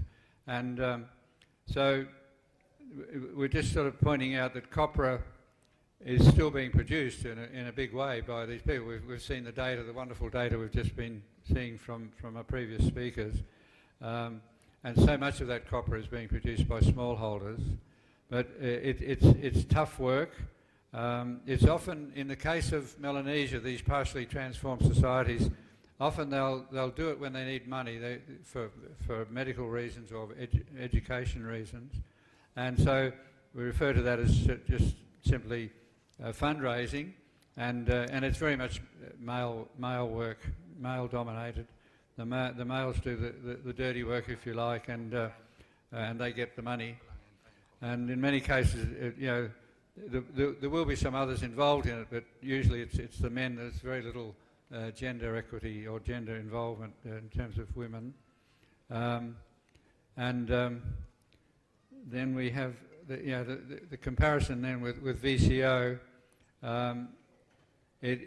VCO requires a bit more attention to the kind of organisational aspects of a business. And in fact, the way that people are trained is they've got to keep a track of the number of nuts coming in, and they weigh everything and so on. So they're being kept on track for the efficiency of their activity. So there's an accounting. There's a real accounting for the transactions that are involved. And people, you have the business is buying the nuts from the neighbourhood, and then there are a number of neighbourhood people who are also employed in the business. As we saw before, there's a team of 4 who would operate a single press, and then payments are made regularly, not on a fundraising basis, but because women can do quite a lot of the work, and they do it better than the men in general.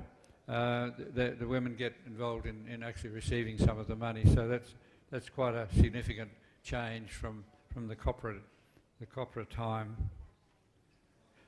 So there's a comment here to add a high input processing system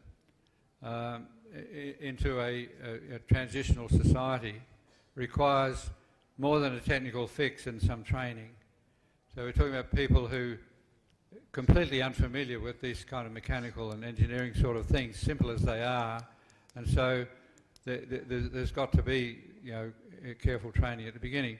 But it also requires there's this change now that if women are working in the VCO production, then they've got less time to be doing subsistence farming, which they would have been very much involved in subsistence food production in the shifting cultivation context in much of Melanesia.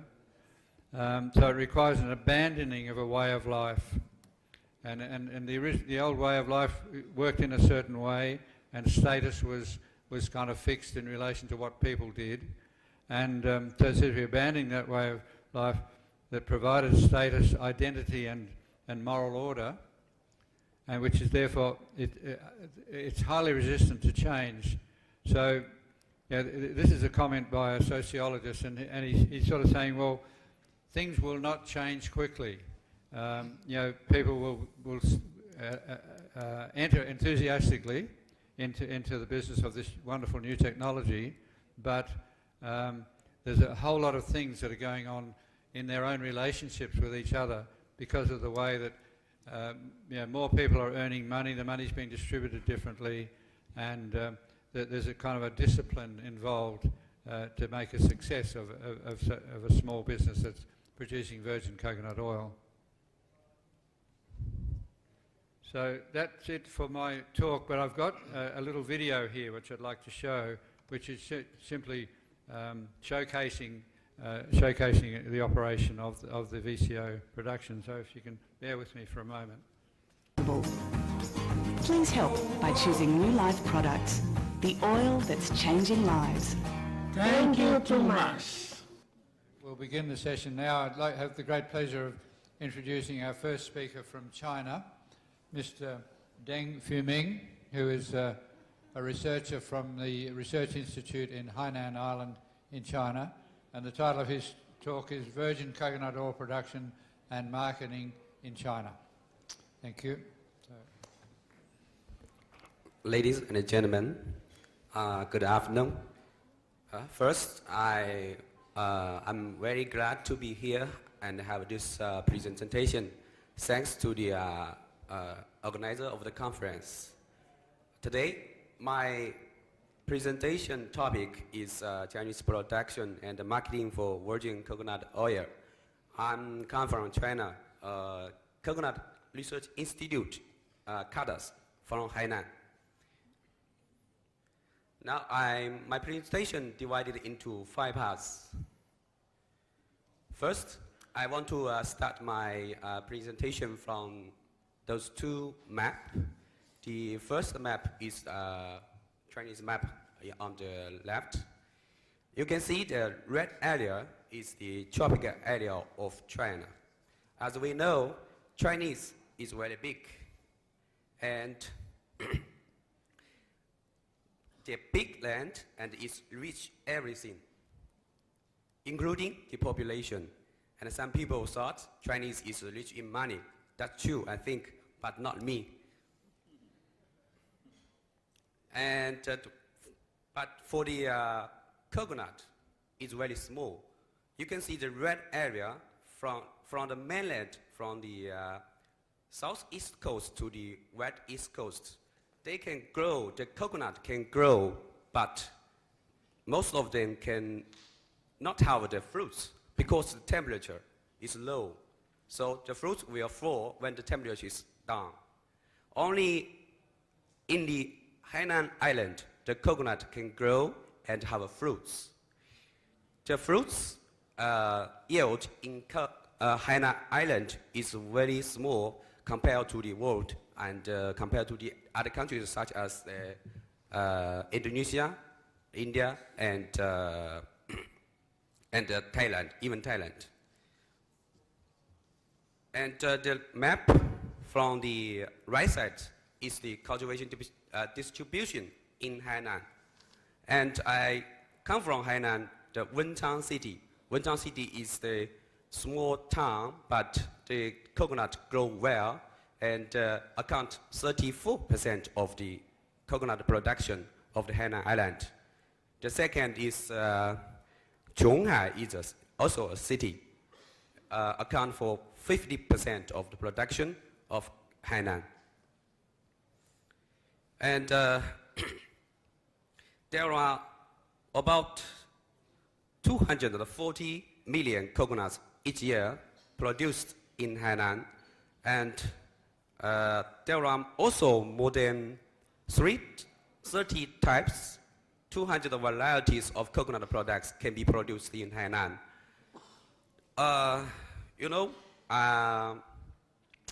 The coconut industry in Hainan is very comprehensive. Every part of the coconut in Hainan can be used. We can do no waste. And the lady from the Philippines just sit beside our chairman, said the coconut, when we produce the virgin coconut oil using the centrifugation, there is byproducts, is the coconut skim milk is waste. But in China, this part of food is used as the raw material for our coconut juice, a kind of coconut juice mixed with the coconut milk, adding food addition and water. The coconut milk just account 8 to 10% in the coconut juice. The people in China like this kind of coconut juice very much. Each year, the coconut juice create the industrial value about near 20 billion yuan, RMB, Chinese dollars each year. And we just have 240 million coconuts in Hainan. So for our big coconut industry, those coconuts is not enough. So more than 200 million tons of coconuts were imported from a South Asia country, especially the two countries. One is Indonesia and the second is Vietnam. And in our coconut industry, most of the factory like the Vietnam coconuts rather than the Indonesia coconuts.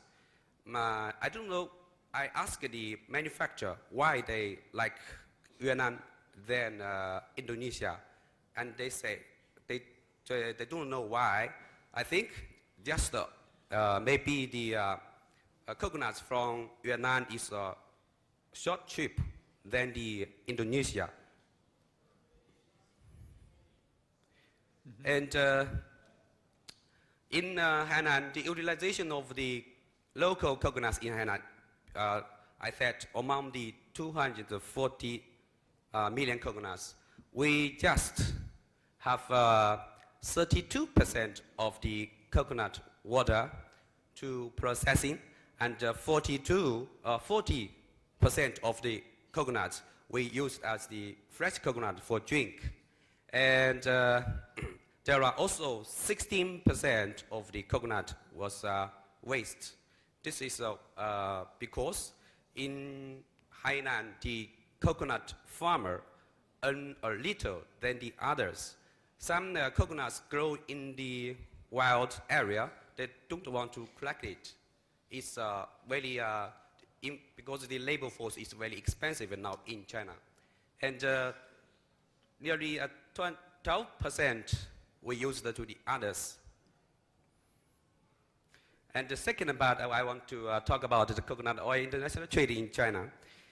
And in China, the virgin VCO production from three parts. One part is from the coconuts import from the other countries. Some manufacturers use the coconuts to produce the coconut oil, and some manufacturers use the desiccated coconut directly, and most of them use just import the VCO directly from the other countries, such as Philippines. Most of them import from Philippines.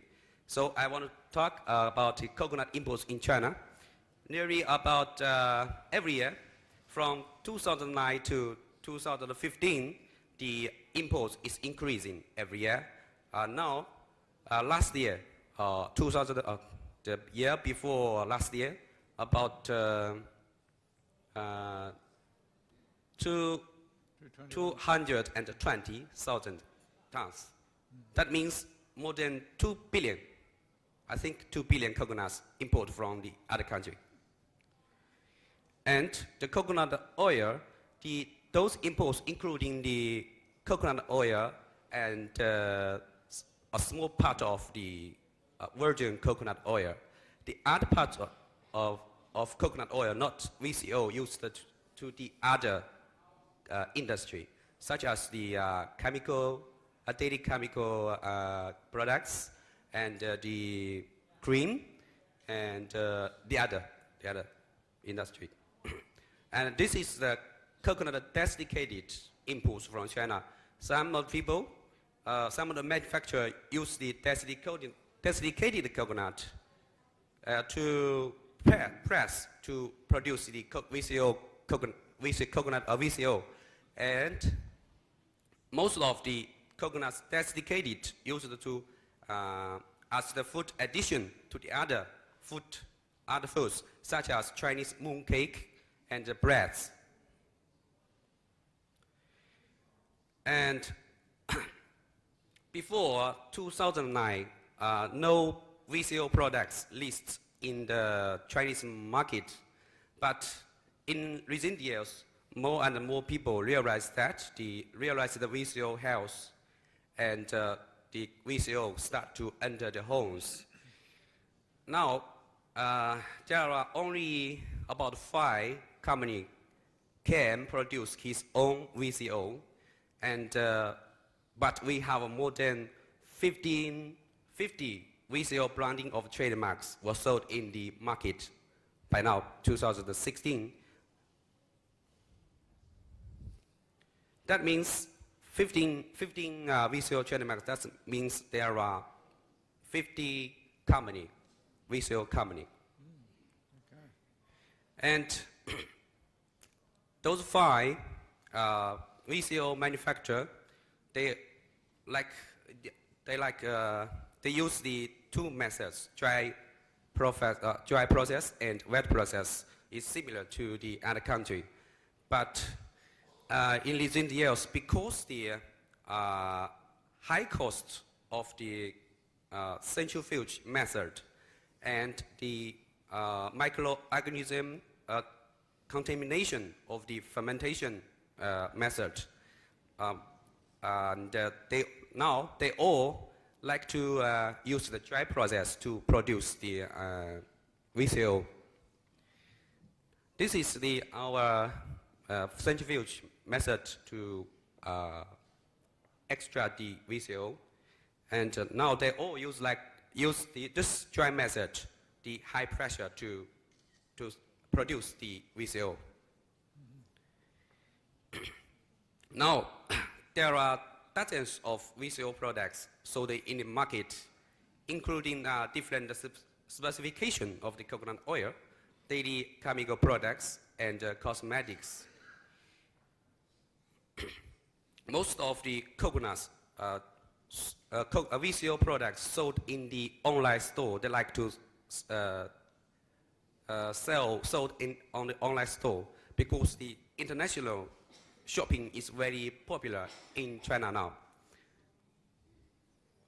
Now, this picture is Chinese. I think you cannot understand the meaning. This is the trademark branding of the coconut oil, about 50. This is from the most famous and the biggest international shop, Alibaba, Ma Yun. And this kind of virgin coconut products was produced by ourselves.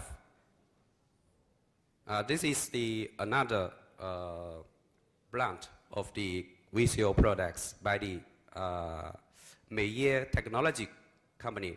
Today the boss is coming. And those pictures is from the international store, and you can see the price is very expensive of the VCO in China. And the first picture is just to have 5 milliliter, but we have spent nearly 100 Chinese dollars. That means 500 Thai baht for 500 milliliter. And the second picture is the same. And the third picture is just to have 414 milliliter, but it worth nearly 200 Chinese dollar. That means 1,000 Thai baht for less than 500 milliliter. This VCO products now in China is very expensive. I think that's why the Chinese VCO market is small. It's one of the reasons. People like me cannot afford this kind of expensive price. And fortunately is that I can make it produce it VCO in my own lab. I don't need to buy. And this is some picture about the daily chemical products, the soup and the shampoo, and some different kinds of different shape of the products made from coconut oil. And this is a product we made ourselves. We use the coconut oil as the fundamental oil and added some the other essential oil into the coconut oil and make a good flavor in the coconut, virgin coconut oil. We can put it in the room and in the car, make your car feel comfortable. And the picture bottom is the lipstick for lady to his lip. And the last part I want to talk is the problem in visual processing in China, because from last year I counted about the production of the VCO in China. Just about 200 to 300 tons VCO was sold in Chinese market. The market now is very small. People now, because most of the people cannot, most of the people be unaccustomed to use it because it's a special smell. People, when they use into his body, he smells not like it. And because there are other properties of the VCO, because the VCO will become solid in low temperature. And so, in most part of China, the temperature is lower than 24 degrees. When he uses the coconut oil, it's not very convenient to pour out. They will become solid. So, this is one of the biggest problem now for the customer. And because the history of our VCO is very short, from 2009 till now, just about 8 years.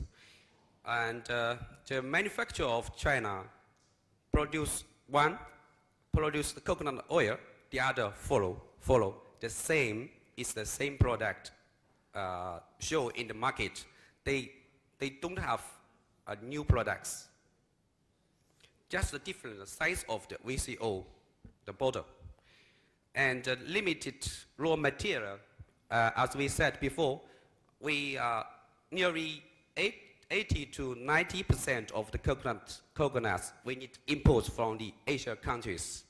The local coconuts is not enough for our coconut industry, and the price of the coconuts is unstable. Now the coconuts is about three Chinese dollar. That means about 15 Thai baht for one now. And the manufacture of VCO in China is the scale is small too, and they just can produce less than 100 tons VCO every year. So their anti-risk ability is very poor.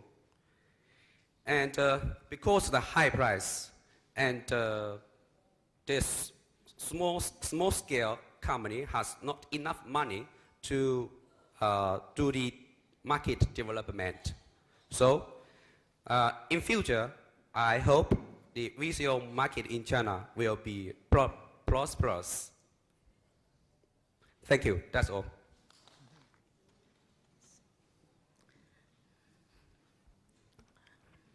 Good afternoon and Sawadi in Thai.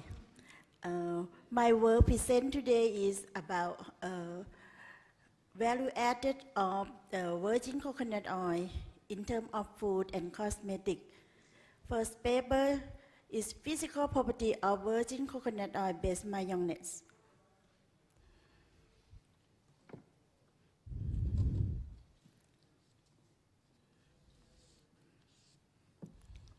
Mayonnaise, everybody have daily food.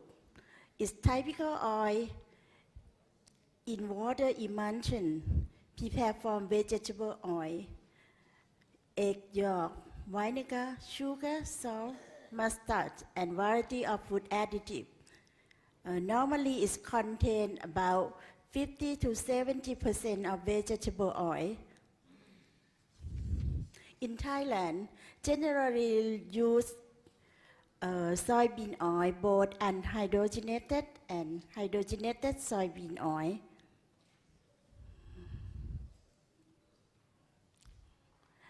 And how to increase utilization of virgin coconut oil. So I will study about virgin coconut oil to prepare mayonnaise.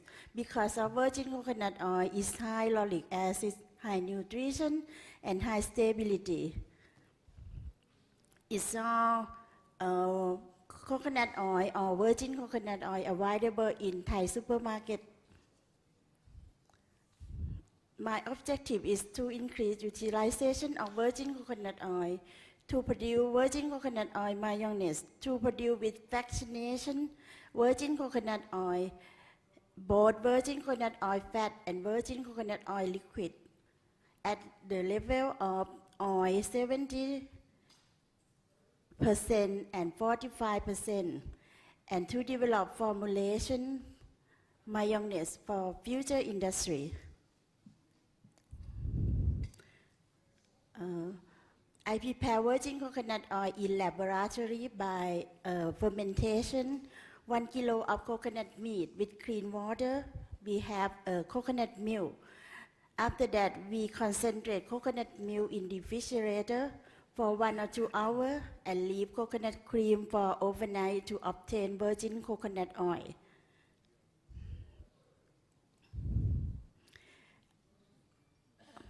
The method of fractionation in laboratory, also we gently warm virgin coconut oil 1 kilo at 70 degrees Celsius. Decrease temperature down to 45 degrees Celsius and store in refrigerator at 18 degrees Celsius until fat can be absorbed within 1 hour. Filter the oil. The virgin coconut oil was fractionated 2-3 times or until no longer the formation of crystal in the coconut oil, and keep virgin coconut oil for mayonnaise. We prepare by our ingredient. We use pasteurized egg yolk with boiled water for 2 minutes at 85 degrees Celsius. Mix all dry material, sugar, salt, and we use lemon powder instead some vinegar, and we use curcumin powder instead mustard, and we use citric acid for antioxidant, and we use warm virgin coconut oil. And this is my ingredient. When we use virgin coconut oil 70%, and virgin coconut oil 45%. For 45%, we use coconut powder 50% in water.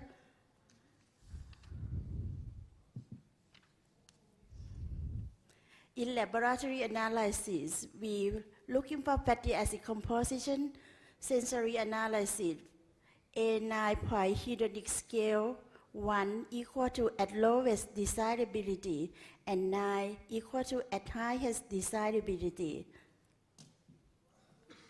And this is my result for fatty acids. VCO, it's virgin coconut oil. We have a lauric acid at 48.75.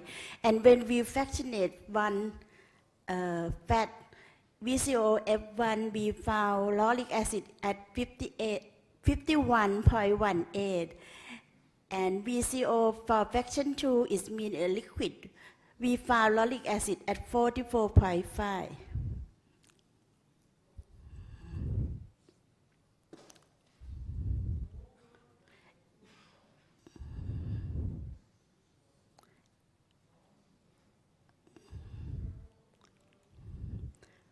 For my VCO, we found saturated fatty acid is 90%, and VCO F1 about 94%, and VCO F2 is mean liquid, we found 89.8.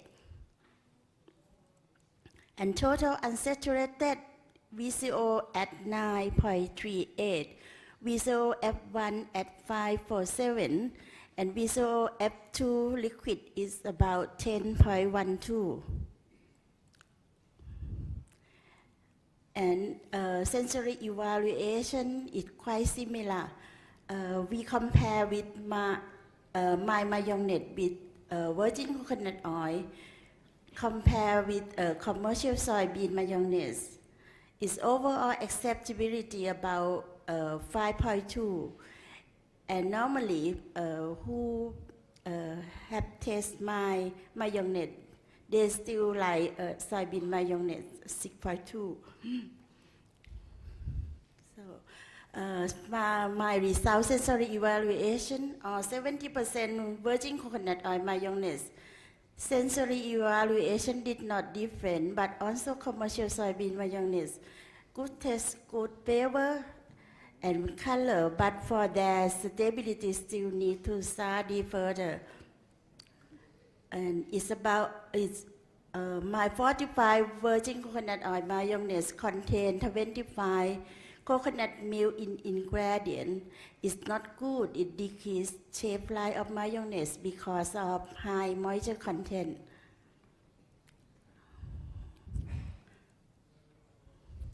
In homemade mayonnaise and early commercial mayonnaise, physical and chemical process involved in the formation and breakdown of emulsion has increased. It has become possible to produce emulsion which can remain stable for a period of months. And the use of virgin coconut oil made more mayonnaise stability. There is a trend toward the manufacture of lower fat content containing mayonnaise, as well as a change in the type of oil used, as new formulation of mayonnaise are developed to meet virgin coconut oil for my customer requirement. And this is my ingredient. And this is my mayonnaise. It's more yellow because of curcumin powder. And my team is testing, sensory evaluation. And I think I will go to my next paper.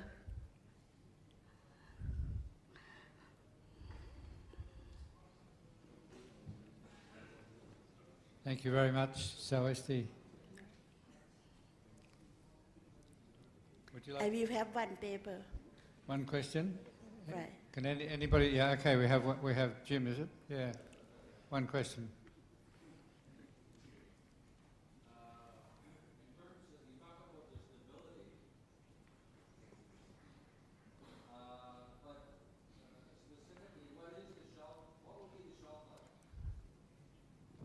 What is the shelf life of the mayonnaise? Because I make in my laboratory, I just have only one, up to 1 month. And we will study further for industry in the future. Okay. Thanks very much, Vilasri. Well, I have another one. You ready for another one? Okay. Very quick, and I will give time to other people. We'll have more questions at the end. Yeah. Okay. Right. So the other one is encapsulation of curcumin in nano emulsion using virgin coconut oil.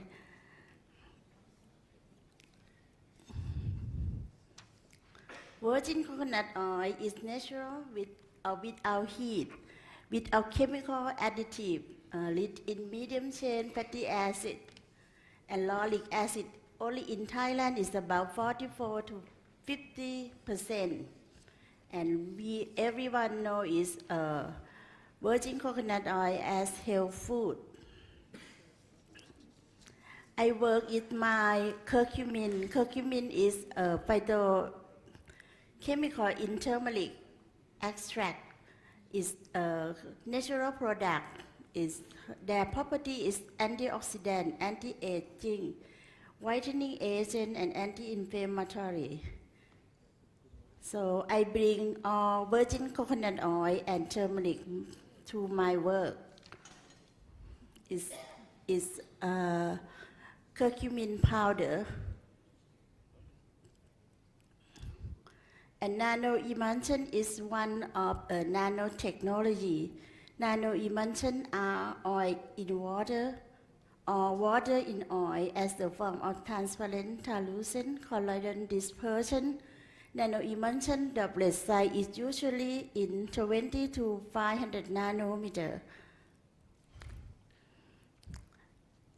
And about nanoemulsion is small particle size as vesicle drug delivery system used in pharmaceutical, nutraceutical, and cosmeceutical agent, encapsulation of bioactive agent because of this can increase stability. And my material is virgin coconut oil, and we use twin 60 as surfactant and water.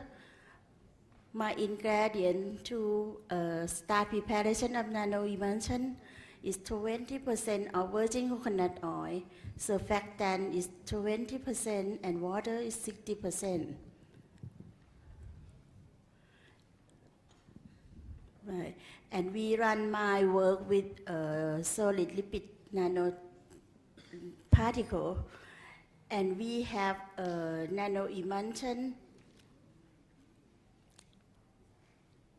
by nanoemulsion. I have oil in water, generally manufactured by mechanical fragmentation of an oil phase is an aqueous phase. In the presence of a surfactant, preparation of nanoemulsion have been made by using solid lipid nanoparticle in laboratory. And this is a result of my encapsulation of curcumin, physical evaluation of curcumin nanoemulsion.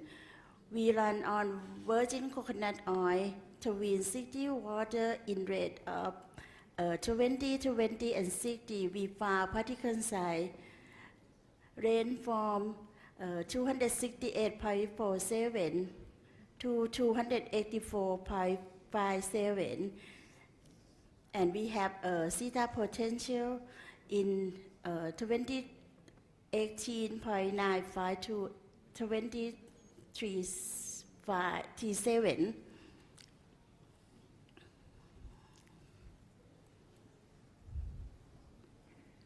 And table to show my, when we use a nanoemulsion, I prepare an encap with curcumin 1% curcumin and 2% curcumin. Right. We have encapsulation of curcumin 1 and 2%. The emulsion gives the particle size in the range of 347.7 to 596.12 nanometer, and the theta potential in the range from 24.14 to 9.61. After that, we use we making nanoemulsion in big scale by using a high pressure homogenizer. This technique produces nanoemulsion of extremely low particle size at pressure 700 bar. I prepared curcumin nanoemulsion by using high pressure homogenizer as my cosmetic, my nanoemulsion as cosmetic. And this one is my formulation of encapsulation curcumin serum. We use virgin coconut oil. We use stearic acid, glycerin, chemophore, acid, cetyl alcohol, distilled water, methyl paraben as antioxidant, my curcumin, my essential oil,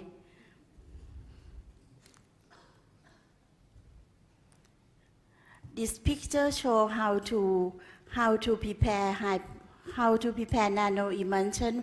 We can use by the machine called high pressure homogenizer or ultrasonic, but we can have a nano emulsion. And this my cosmetic when I prepare by using a macro stirrer. And this is my high pressure homogenizer. The capacity is about 60 liters per hour. And this one is when we work with high pressure homogenizer. My result show preparation of curcumin nano emulsion when using high pressure homogenizer. The result show on table 3 curcumin nanoserum particle size was ranged from 318 to 326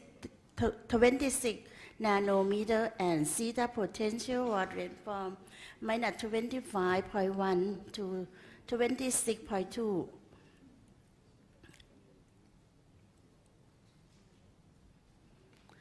Particle size and zeta potential, the droplet growth actually depends on the composition of the nanoemulsion, and the result of zeta potential were negative charge. The stability of the emulsion could be increased by expanding the surface charge at the repulsing force between the droplet to help prevent flocculation. The emulsion gives the small average size less than 500 nanometer in the range of nanoemulsion. Curcumin nanoserum is nano cream, pale yellow, and stable for a year. The components of cosmetic are not simple. It usually contains a high number of ingredients to make our skin better. The small size or particle size is one of the factors which contribute to the increased penetration of skin. Besides that, the presence of a surfactant, twin 60 in the formation also contribute to some of curcumin release. The results show that 50% of curcumin was released from the formation within 3 hours. This is the benefit of nanoemulsion that can contain pharmaceutical active agent, can be utilized for the production of pharmaceutical preparation and cosmetic.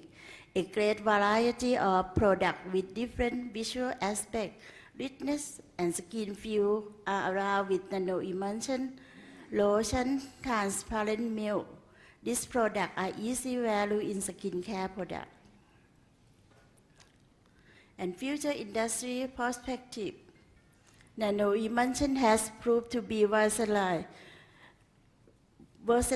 and useful novel drug delivery system. Nanoemulsion are proposed for numerous applications in pharmacy as drug delivery system or application in development of cosmetic for face and skin care. And this is my product.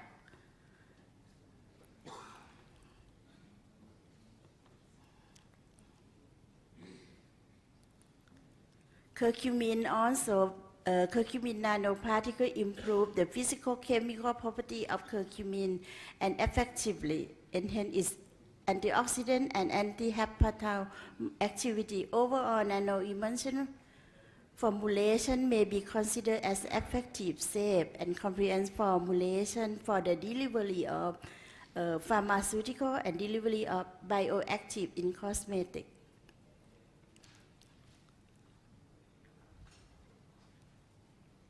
And stability of the formulation may be enhanced by controlling factors such as type and concentration of surfactant and co-surfactant, type of oil phase, method, process, and addition of additive. And also, recently, nanoemulsion are recently becoming increasingly important as potential vehicle for bioactive delivery of cosmetic and for optimize dispersion of active ingredient into skin. Nanotechnology is also one of the key technology of the 21st century, which wide open a new perspective for develop science-based solution for innovation, application that corresponded to the development of cosmetic products, thus representing excellent opportunity for both research and business.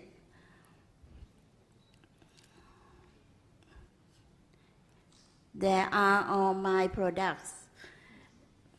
And thank you.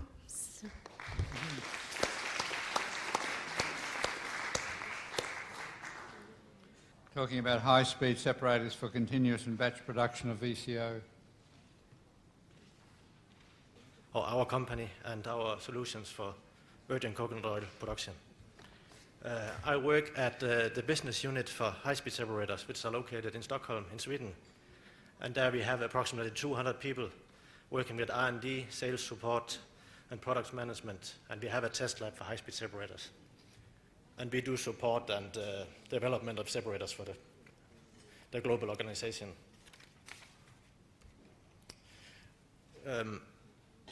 We have our head office in Sweden, in South Sweden, not in Stockholm. We have 42 production units worldwide. We have more than 100 service centers, sales companies in 55 countries, and we presented in 45 countries. And those countries who do not have an office are typically supported from the neighbor countries. And we have more than 17,000 employees worldwide. We are a global company, and at the same time we are local with all these sales offices. And our sales offices will get support from our central business unit within all applications and all equipment. So the expertise is always there.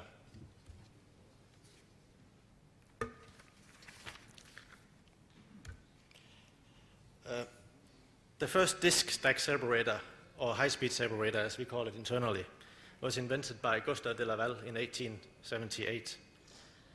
And Alfa Laval was founded in 1883. The black separator you see there is the first milk separator where it all started. Our solution for virgin coconut oil is continuous, and we take care of the milk after extraction, after screw press. We separate it in 3 stages. After the first stage, you will get coconut cream. After the second, you will get cloudy VCO. And after the third stage, you will get VCO, which are then dried in a vacuum dryer, and you get below 0.1% moisture. This is the illustration you all have got in the brochure, which was in the bag you received. The benefit from this process is that you get it's continuous, and you'll get 2 byproducts, low-fat DC and coconut skim milk, which, for instance, in India is used for flavored coconut milk. So what has been said is that you cannot use it for anything, or it is not utilized, is not completely true. We have separation lines for 4 capacities, ranging from 0 to 150 liters per hour, 150 to 500 liters per hour, 500 liters to 1500, and up to 2500.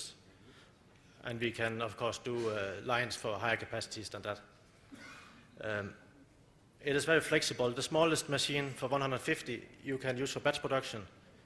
And when you have more money or you want to split your investment, you can add more machines and build a continuous line with a capacity up to 500 liters per hour.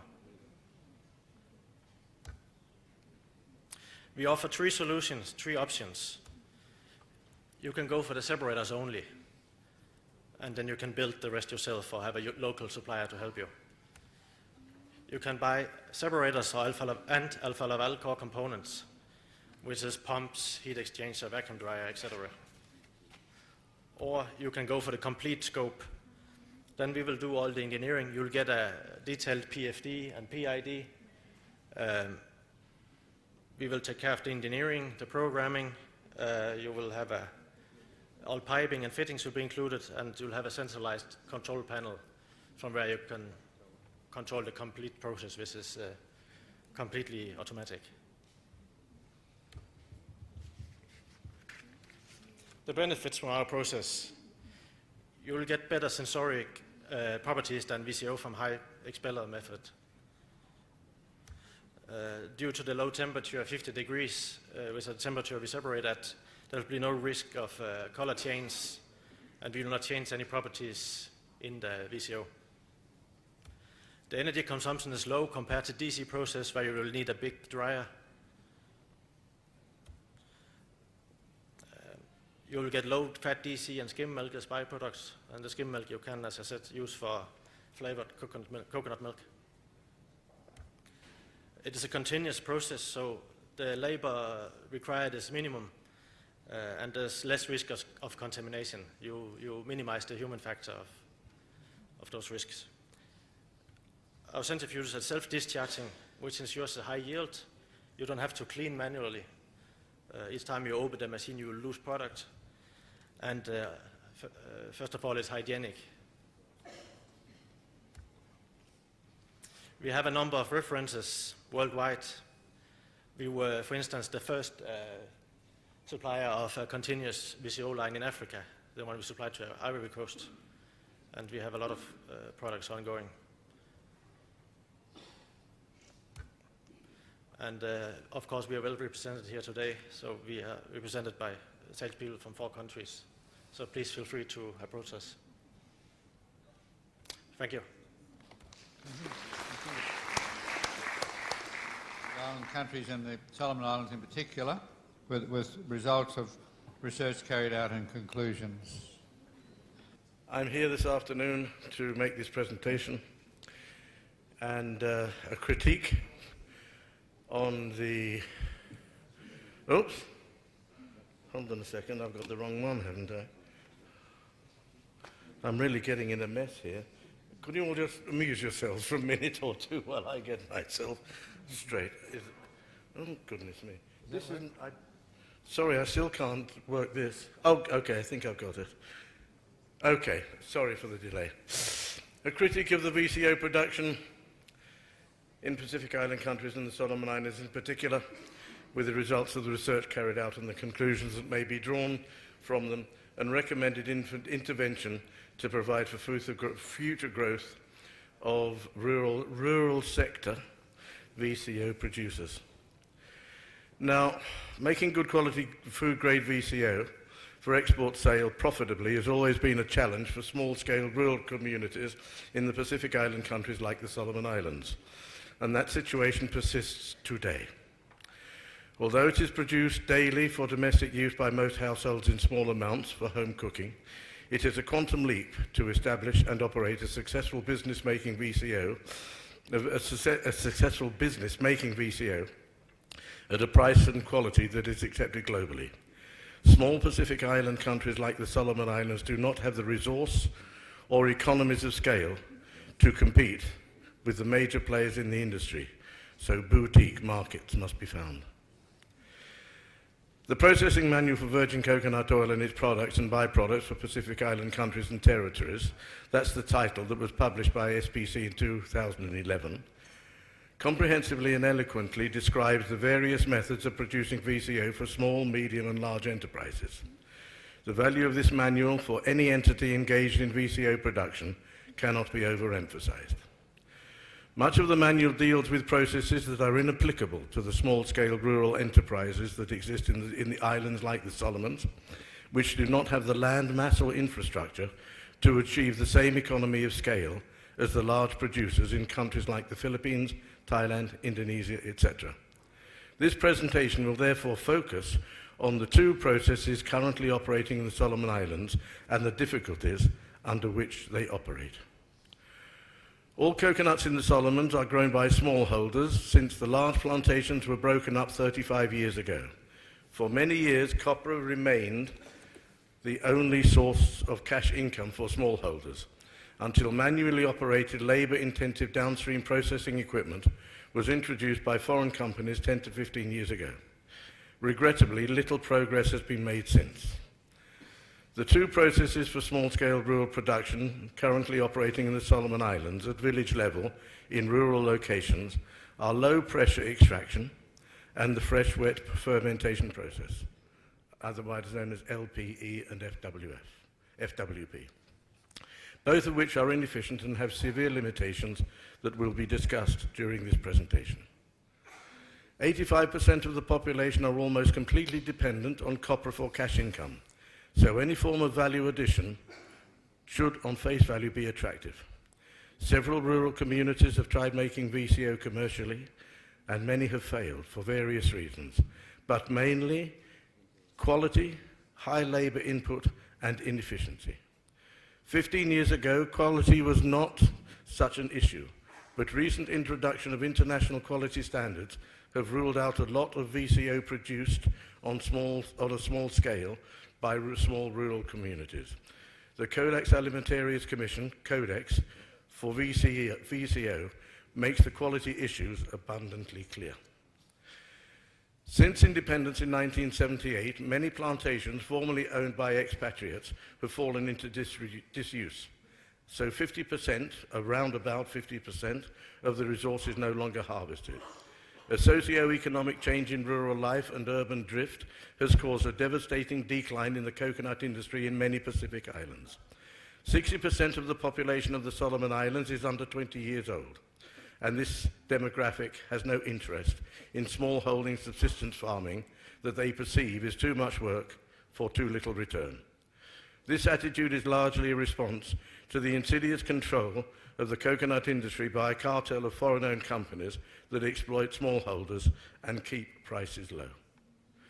Nearly 2 generations of coconut farmers have therefore been lost without much likelihood of them ever returning to plantation life unless suitable incentives can be found.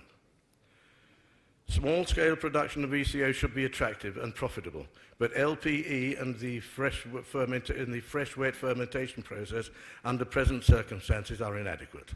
A major review of the industry and more investment in modern, reasonably priced equipment is urgently required to arrest the decline and reverse it. More training and electrification in rural areas to supply power for new equipment is also desperately needed. Some small VCO plants are operating with limited success, but many have been discouraged and closed. Those that remain are widely dispersed and have no means of consolidating their oil into sufficient volumes for export sale. Lack of efficient transport and local shipping from rural locations are major constraints to the success of the small-scale rural family enterprise. The vibrant export markets in nearby Australia and New Zealand, for example, are beyond their reach, so they are forced to sell their oil to foreign middlemen who pay low prices and make high profits for themselves, whilst the income for the rural communities remains pitifully small. Direct access to overseas markets is needed to ensure that the small-scale rural producers receive the full value for their oil. I now come on to the low-pressure extraction, hygiene, as you can see from the title, Codex Alimentarius, Commission, Codex and Compliance. Small-scale LPE begins with the comminuting of coconut endosperm, which is then force-dried over a hot plate to remove nominally 80% of the moisture.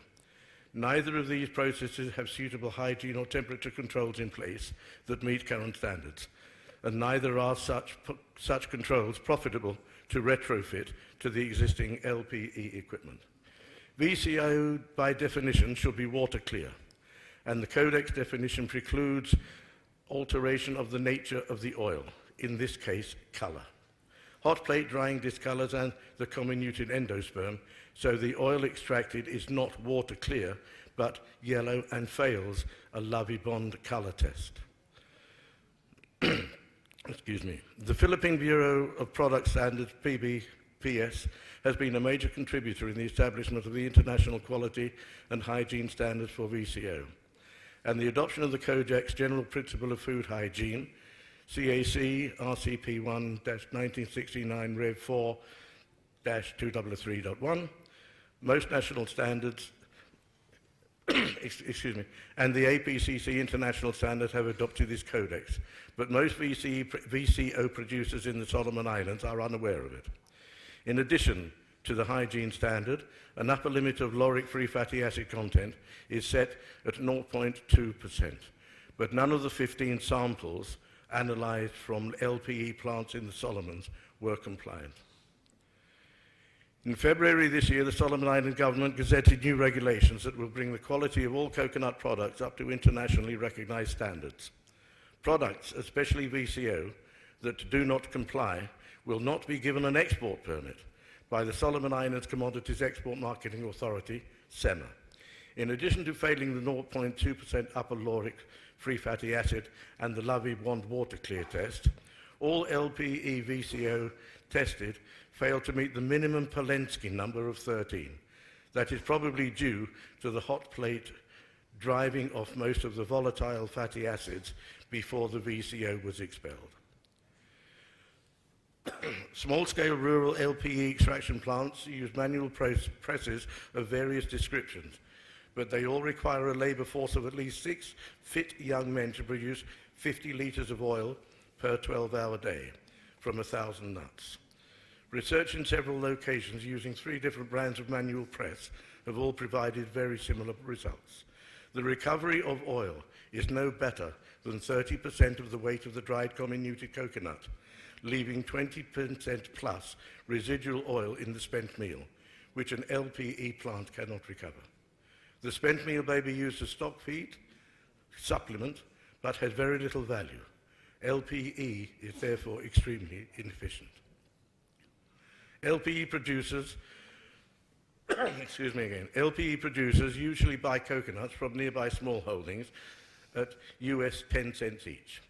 These figures are given here in both US and Solomon dollars, and the rural labour costs are nominally $9 US a day or 72 Solomon dollars in a 12-hour day. And middlemen buy a litre of oil for nominally $3.10 or 26 litres. Now, therefore, the income, the formula is quite simple and it is demonstrated there, is on an 8-hour day as small as 68 Solomon dollars. This makes no provision for generator fuel and repayment of the loan for the equipment, so the LPE process is clearly not sustainable. The only way a rural family can show a reasonable return is to provide their own labour and nuts to the enterprise free of charge, which is socially not acceptable. The cost of LPE equipment, including freight from sources in New Zealand, India and Thailand, is not expensive. As you can see here, the total cost is US dollars 3,560, around about 28,500 Solomon. No small-scale VCO producers interviewed during the preparation of this presentation sourced the equipment from overseas. They all purchased from middlemen who provided finance but charged 600% more for the same equipment, nominally 180,000 Solomon dollars for equipment which would have at first instance cost 28,000. Unsustainably high interest rates are a historic imposition to smallholders upon whom the whole coconut industry depends. Money can be borrowed in developed countries at about 4% interest, but in the islands it is not uncommon for 18% to be charged by commercial banks. Most smallholders are not well educated in financial matters, so they are unable to borrow the capital required to establish a VCO plant. They are therefore easy targets for exploitation by middlemen who supply equipment at in the order of magnitude of 600% more than the true value and pay the smallholder such a low price for the oil that the debt will never be repaid. This vicious circle must be broken if any meaningful progress is to be made by small-scale Solomon Islands rural VCO producers. The processing manual mentioned earlier fully describes the fresh-wet process, which is widely used in countries like Thailand, the Philippines and Fiji, where many successful medium-scale businesses operate. Due to time constraints, this presentation will not touch on this small-scale fresh-wet process, other than to advise that major improvements of GMP and equipment are needed to improve the VCO quality to a level that will comply with the international standards that have come into effect over the last 10 years. No research results will be submitted, neither will any recommendations be made relating to the fresh-wet process, as it is currently practiced in the Solomon Islands and probably many other Pacific islands. Results and recommendations are, however, available. Conclusions and recommendations. 1. The VCO industry that was established about 15 years ago in the Solomon Islands has made little or no progress. The same manual equipment is being used, and no modern innovations have been introduced. In other words, the rest of the world has progressed, and Solomon Island producers have been left behind. 20 years ago, quality standards for VCO did not exist. But as VCO has gained momentum on the world market, modern quality standards have been developed and adopted by the major VCO producing countries. Solomon Island producers have been isolated from the world market by middlemen who control the industry without regard for quality, so serious quality issues have recently become apparent. All Solomon Island producers of VCO need a major upgrade of equipment and an extensive retraining program to produce oil that is compliant with current Codex standards and other regulations. VCO producers need an independent association through which their products can be nationally certified for quality and consolidated for export, direct to overseas buyers without going through middlemen.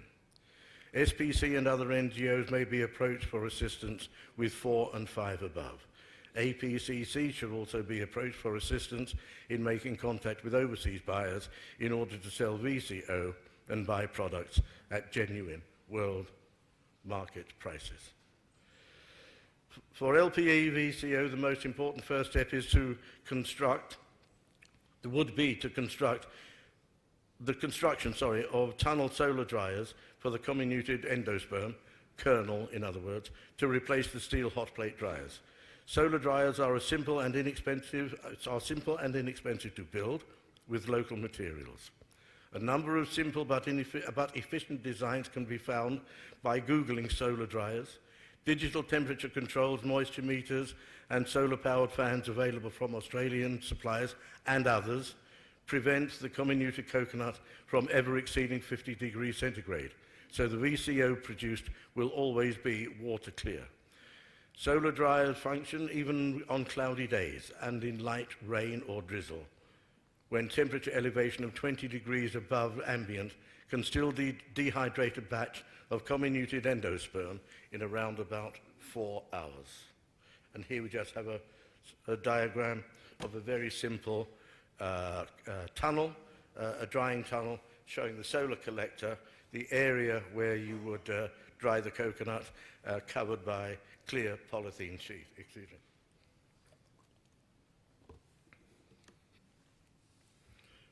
Following the solar tunnel dryers, the next process is to review is comminuting. The equipment currently used comminutes the endosperm from within a half coconut shell. That is shown on the following slide. This is efficient, and particles of testa, the brown skin, and shell always accompany the endosperm. After the VCO has been expelled, the residual meal has no use other than low-value stock feed. Inexpensive shelling and pairing machines are available in Thailand and other countries, so only white endosperm is comminuted for drying, without undesirable pieces of testa and shell. Following the following LPE,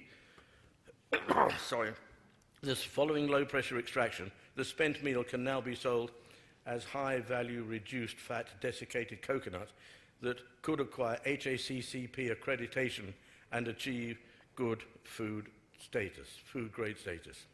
This is an example of a simple but inefficient comminuter currently in use. Following the pairing, a number of bands of inexpensive equipment are available from Malaysia and Thailand. Most LPE enterprises without urban power supply have a small generator which should be adequate to supply power to the upgraded shelling, pairing and comminuting machines. If the generator is upgraded to 15 kilowatt, 415 volts generators, is recommended so that abundant power will be available for brands of shelling, pairing and comminuting machinery that offer 3-phase 415 volt motors that consume less electricity and last much longer than single-phase 240-volt motors. Typically, these machines have 7.75 HP motors. A big one? Right. Did I stop at this point with the manual comminutor? It might have been just the next slide after that. Yeah. Okay. A simple manual comminutor, and then after that, I went on to say that okay.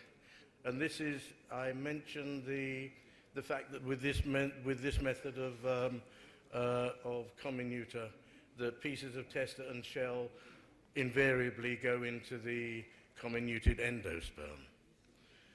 Am I going forward or back? Right. A number of brands of inexpensive equipment are available in Malaysia and Thailand. Most NLPE enterprises without urban... Oh, I've done that, haven't I, about the generators. Basically, you just need small generators to run it all. And this is an example of a shelling machine from Thailand. Very inexpensive, $800 US. A pairing machine from here, Thailand, food-grade stainless steel, around about $700 or $800 US. And then the comminuting, pure white endosperm. This is a comminuting machine from here, from Thailand. After the comminuting, then here is a sample of endosperm, pure white, ready for the tunnel dryer. The shelling machine, as you can see, all this equipment and freight from Thailand is $4,000 US to upgrade the existing equipment. And the byproduct has a greater net value than after the VCO is expelled, because the, where have I got to here, sorry. Oh yeah, okay. That at first sight $4,000 might be expensive, but you have a greater income down the line from further byproduct. And the way forward for upgrading equipment, the final stage will be to purchase a high pressure extraction HPE screw press, which will require urban power if not available. This has been left to last because it's the most expensive machine to buy. A screw press with a 3.5-inch by 24-inch chamber driven by a 5-horsepower motor has the capacity to produce 1,000 litres of food-grade VCO per day. Once comminuting and drying have been upgraded, the additional income will support the purchase of the screw press. The benefits of the additional 20% of oil that a high-pressure screw press will recover are self-evident. An LPE press will yield about 50 litres of VCO per 1,000 nuts, but an HPE, high-pressure expelling screw press, will yield 80 litres about per batch, and therefore it has a value in Solomon dollars of $2,080 compared with an LPE press of $1,300. And this is a Goyam screw press for expelling VCO and edible oil. And this is a small variety of inexpensive generator for generating the power in the rural area. From India, it's a 15 kilowatt Rajsan. Very inexpensive, easily available, and they work well. Now, having upgraded the equipment thus far, filtration is very easy if you use the correct equipment, because here we can see that overnight settling is permissible, but to get food grade, internationally acceptable, you do need the correct filters. And here is a stainless steel filter with a 10 micron stainless steel filter cartridge available from India. And here is a stainless steel zeolite tower for drying the oil. Very simple to operate, very inexpensive. And these are the zeolite beads which go in the zeolite tower, and they will dry the oil down to 0.05%. So your filtration and your drying are all taken care of in the same chain or line of equipment to guarantee that you get food-grade, internationally acceptable coconut oil without any difficulties in any location, in any village or family community in any of the Pacific Islands. Zeolite is cheap. And finally, the last step will be to get your VCO, sorry, to get your coconut, your expellant from your VCO expeller, and this is a simple grinder to make coconut flour, and this is a Japanese machine which is quite inexpensive. And finally here we can see simply the benefits of using the high pressure expeller method. You make your desiccated coconut, then you have your coconut flour as a profit center, you have your VCO profit center, and if you go and you have your food grade VCO as an additional profit center or greater profit if you acquire HACCP accreditation. And this just shows you that if you make absolutely no heat VCO, this is the secret, because of the VCO indicated good fungal properties on Candida albicans and other Candida species. And these infections can cause death, especially among immunosuppressant patients. Topical trials indicate that ANA, absolutely no heat VCO, is effective on skin conditions like psoriasis, eczema, and other conditions caused by dimorphic microflora. The caveat here is that VCO that was subject to any heat at all lost most, if not all, its antifungal properties. Sorry for the delay. My presentation is ended. I hope it has been enlightening to some of us. Thank you, ladies and gentlemen. Okay, thank you, Mr. Chairman. Very good afternoon, ladies and gentlemen. First and foremost, I would like to thank the organizing committee for giving me opportunity to present and to share my work on activated virgin coconut oil and its potential applications. So this is the outline of my presentations. As an introduction, I will review about the medium-chain fatty acid and their corresponding monoacylglycerol as an antimicrobial agent. Then I will talk about the AVCO, what I mean by the activated virgin coconut oil, and why I call it activated, and how do I develop the activated virgin coconut oil. This will be followed by method of testing the efficacy of the AVCO against microbe. I will then talk about the activated virgin coconut oil specification and also the safety studies, followed by the in vitro and the in vivo studies of using AVCO as an antimicrobial agent. Finally, I will talk about its potential application and the commercialization status.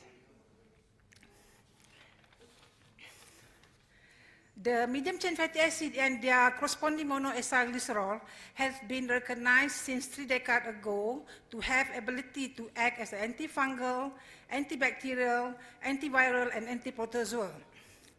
Professor Dr. Georgian Cabrera is the first scientist who has claimed that the medium-chain fatty acid and their derivative can have adverse effect on virus microorganisms. And scientists has postulated that there are two possible mechanisms of inactivation. First, this compound have ability to disintegrate the plasma membrane of the microorganism, and the second one, this compound has ability to interfere with the virus assembly and viral maturations. If you can see here, this is the lauric, and their derivative is actually a monolaurine. And when we have the carbonate, the caprylic acid, the derivative is monocapryline. And when we have the caprylic acid, which is a C10, the derivative actually is a monocaprin. Among these the derivative, the most well-studied actually is the monolaurine. Monolaurine has been extensively investigated by Cabrera et al. Since 1972 for its bactericidal activity against the gram-positive bacteria. And in 1982, Cabrera first reported that this monolaurine has ability to act also on the virus that affect humans.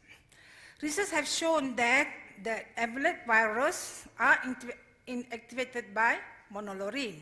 And another study, in vitro study, shows that monolaurin has virucidal activity against the 14 human RNA and DNA envelope virus in the cell culture. All virus was reduced in infectivity by more than 99.9%.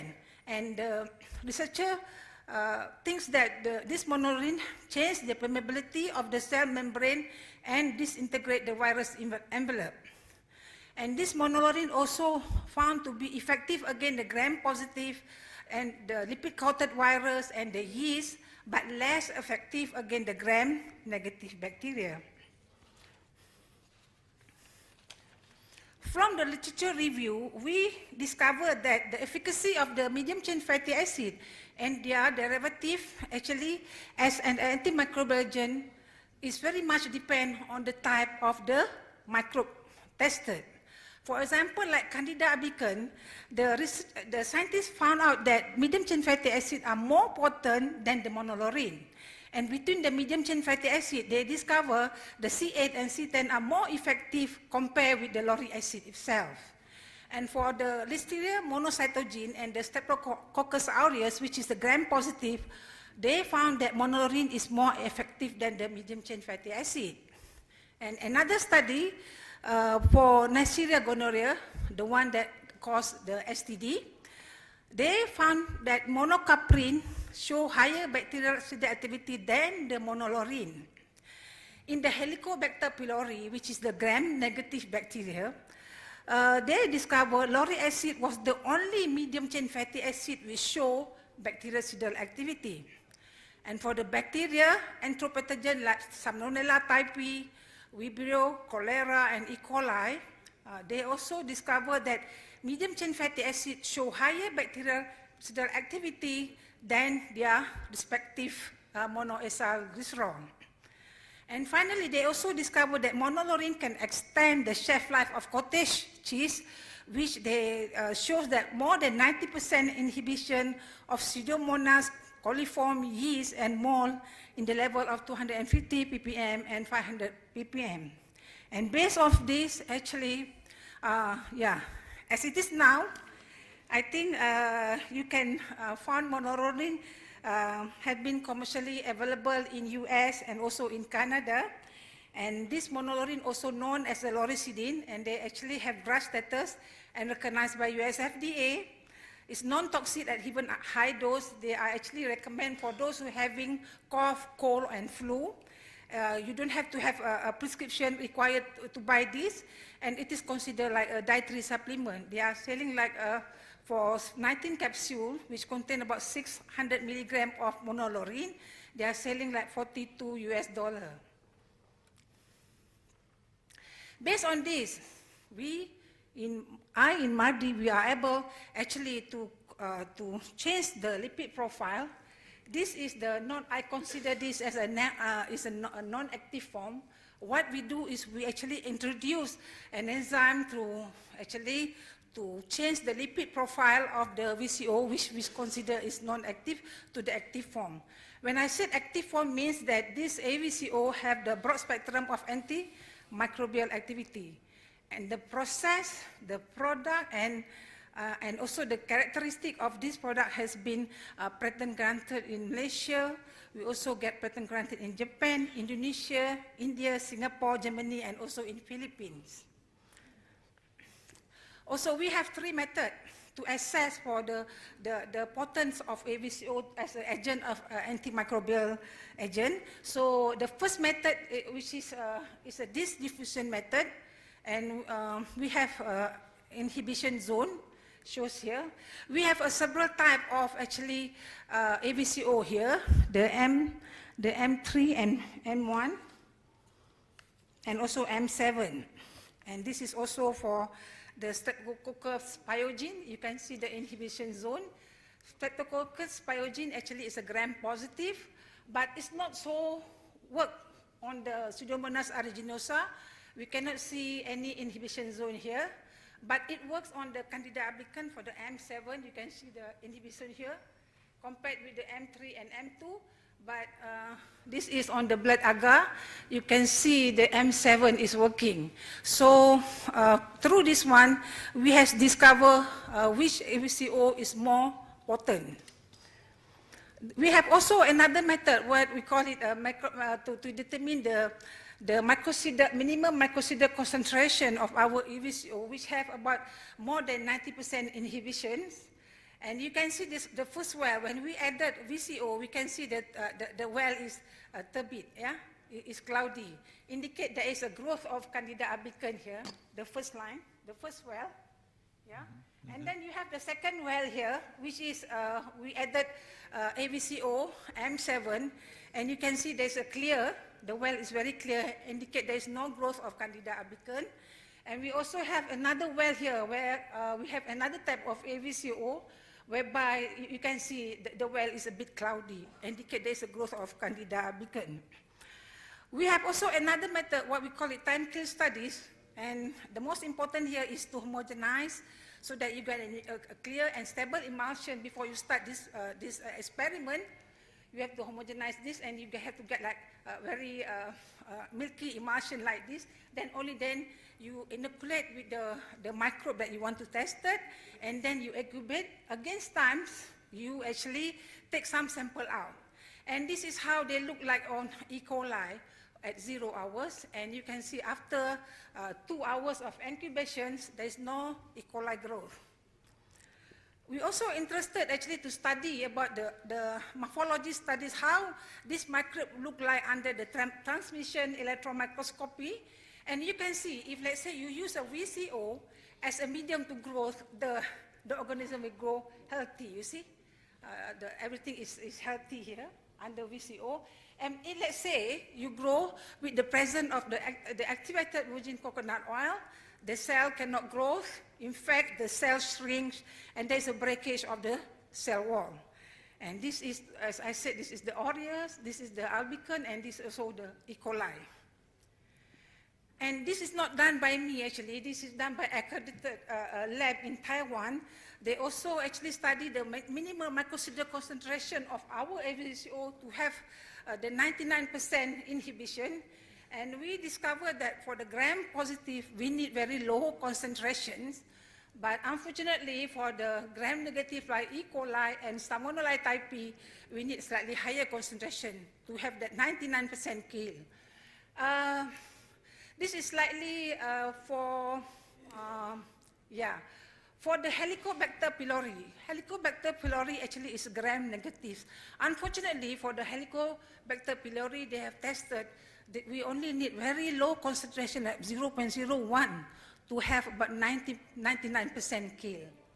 So for the fungus, the albican, the Candida krusei, the Pittosporum, also we need very low concentration of AVCO to have that 99% kill. However, for this Mycoplasma bovis, this is the one that causes mastitis, which is neither no gram-positive or neither gram-negative. So you can see here, we also need very low concentrations. And because of, we are interested actually to proceed this product for human application, especially for topical application. So we also conduct a safety study on our EVCO, and we discover there's no in vitro ocular irritation potential of EVCO up to 10% concentrations, and there's no in vitro dermal irritation potential of EVCO up to 10% concentration, no induced skin reaction potential of EVCO up to 10% concentration. In acute toxicity studies, AVCO is classified as a category 5. No adverse effects observed in 28 days oral toxicity studies. AVCO has no mutagenic potential. This is not done in my lab, with some other lab. And we actually, right now, already commercialize this product as an active ingredient actually to support a treatment of acne. This is the commercial name of our the ingredient for treatment of acne. And this clinical trial has been conducted actually in Korea. Yeah, you can see before and after treatment. And we also actually have another potential application for this EVCO, actually to support the treatment of dandruff, and we call it SCAPRO TM. And you can see here, we have comparison study between the tea tree oil and our EVCO, and we discovered that our EVCO is much, much better than the tea tree oil.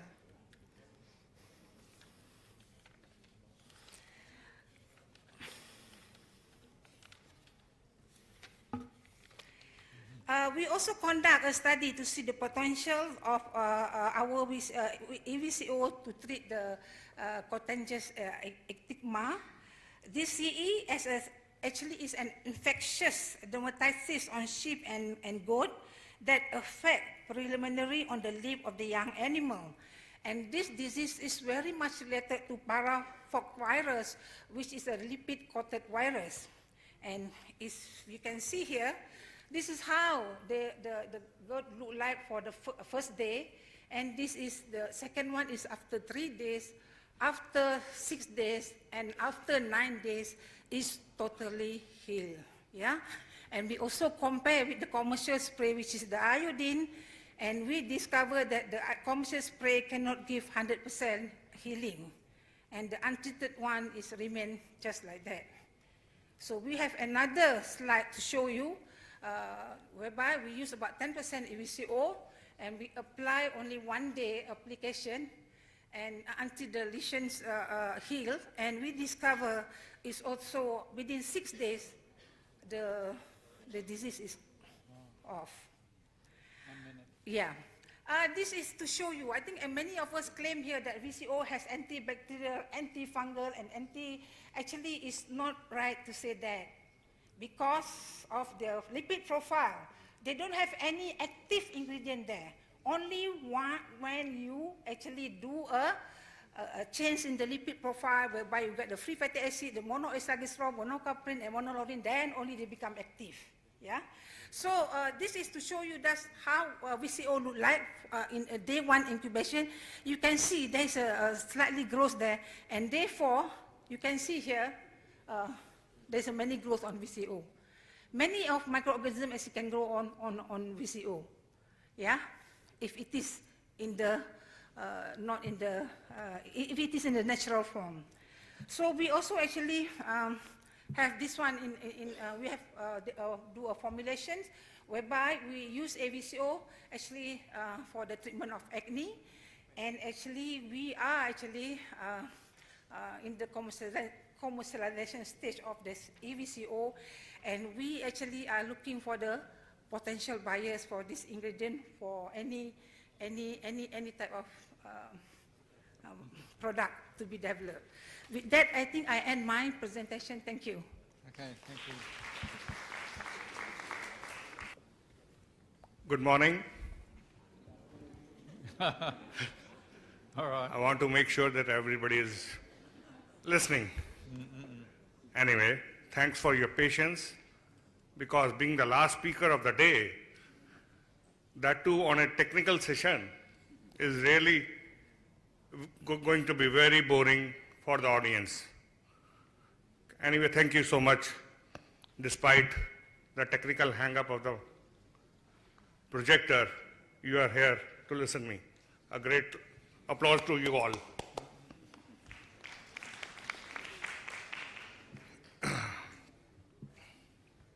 So my topic is modern technologies and machineries to extract copra oil.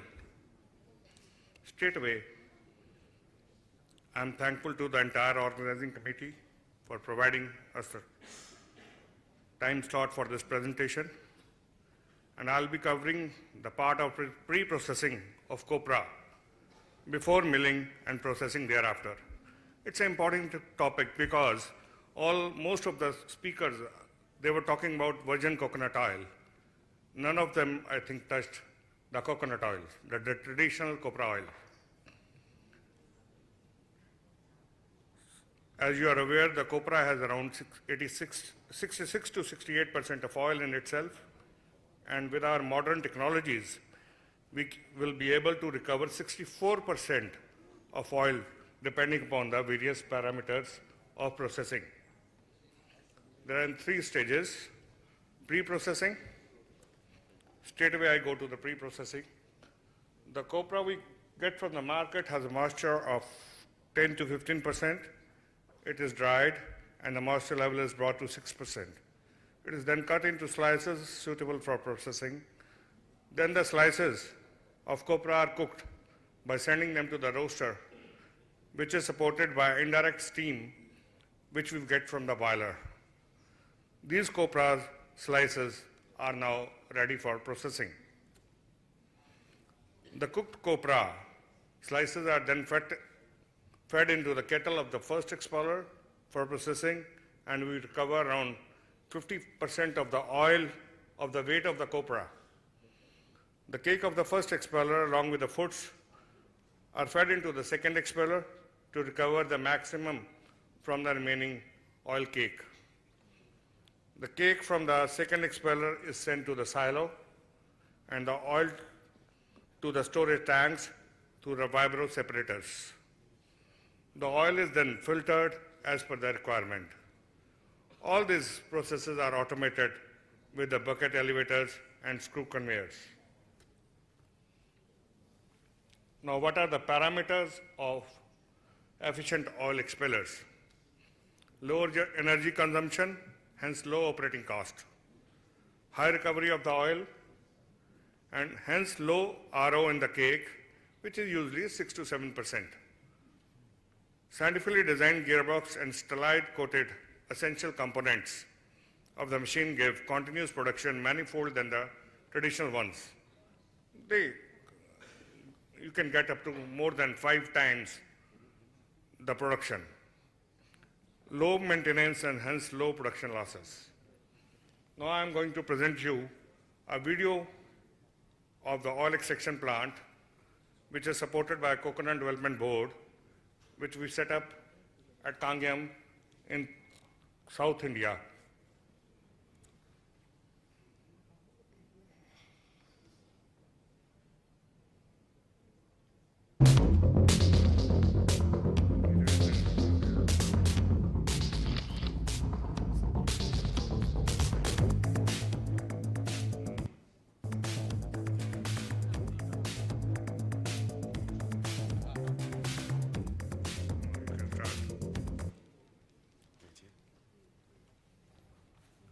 Thank you.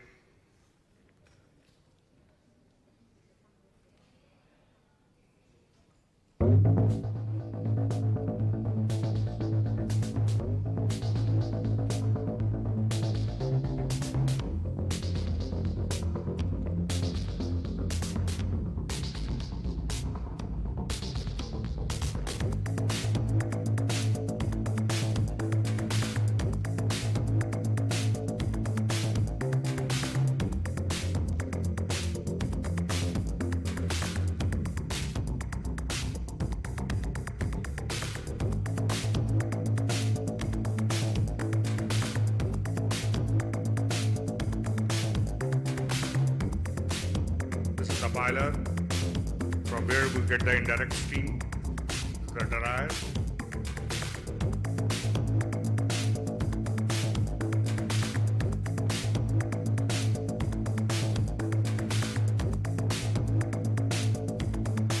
Copra payment, that is for the statistics, how much percentage you are getting by crushing how much material for the commercial costs.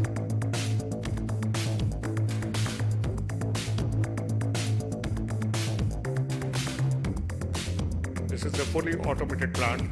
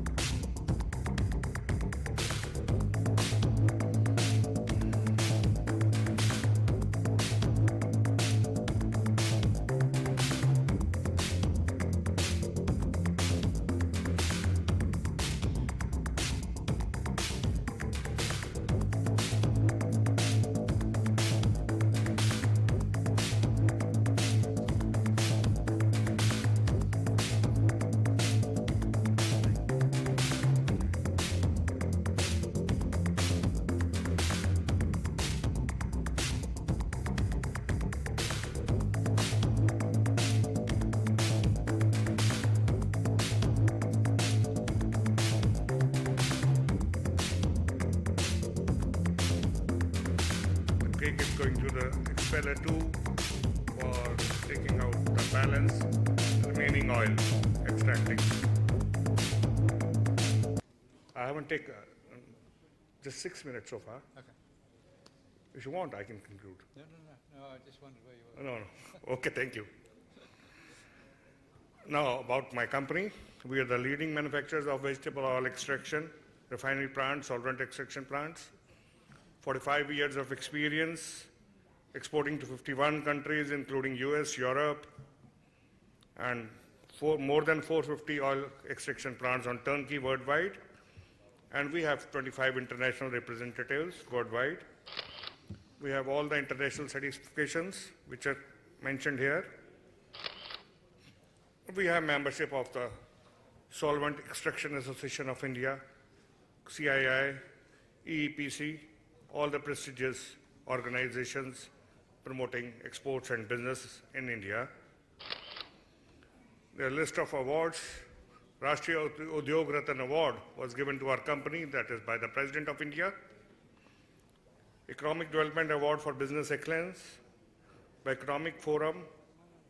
Then we are the registered suppliers of United Nations. Such kind of fabrication shops are required if you want to make the modern oil machinery. So I'm going a little back end, like CNC operated flame cutting machines, MIG welding sets, plasma cutting, and other PLC based machines.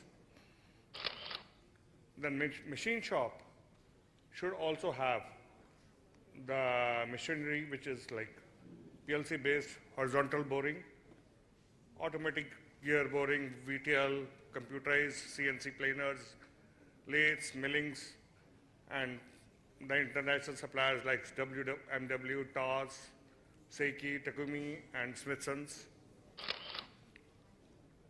We have laid norms for the environment and quality management systems.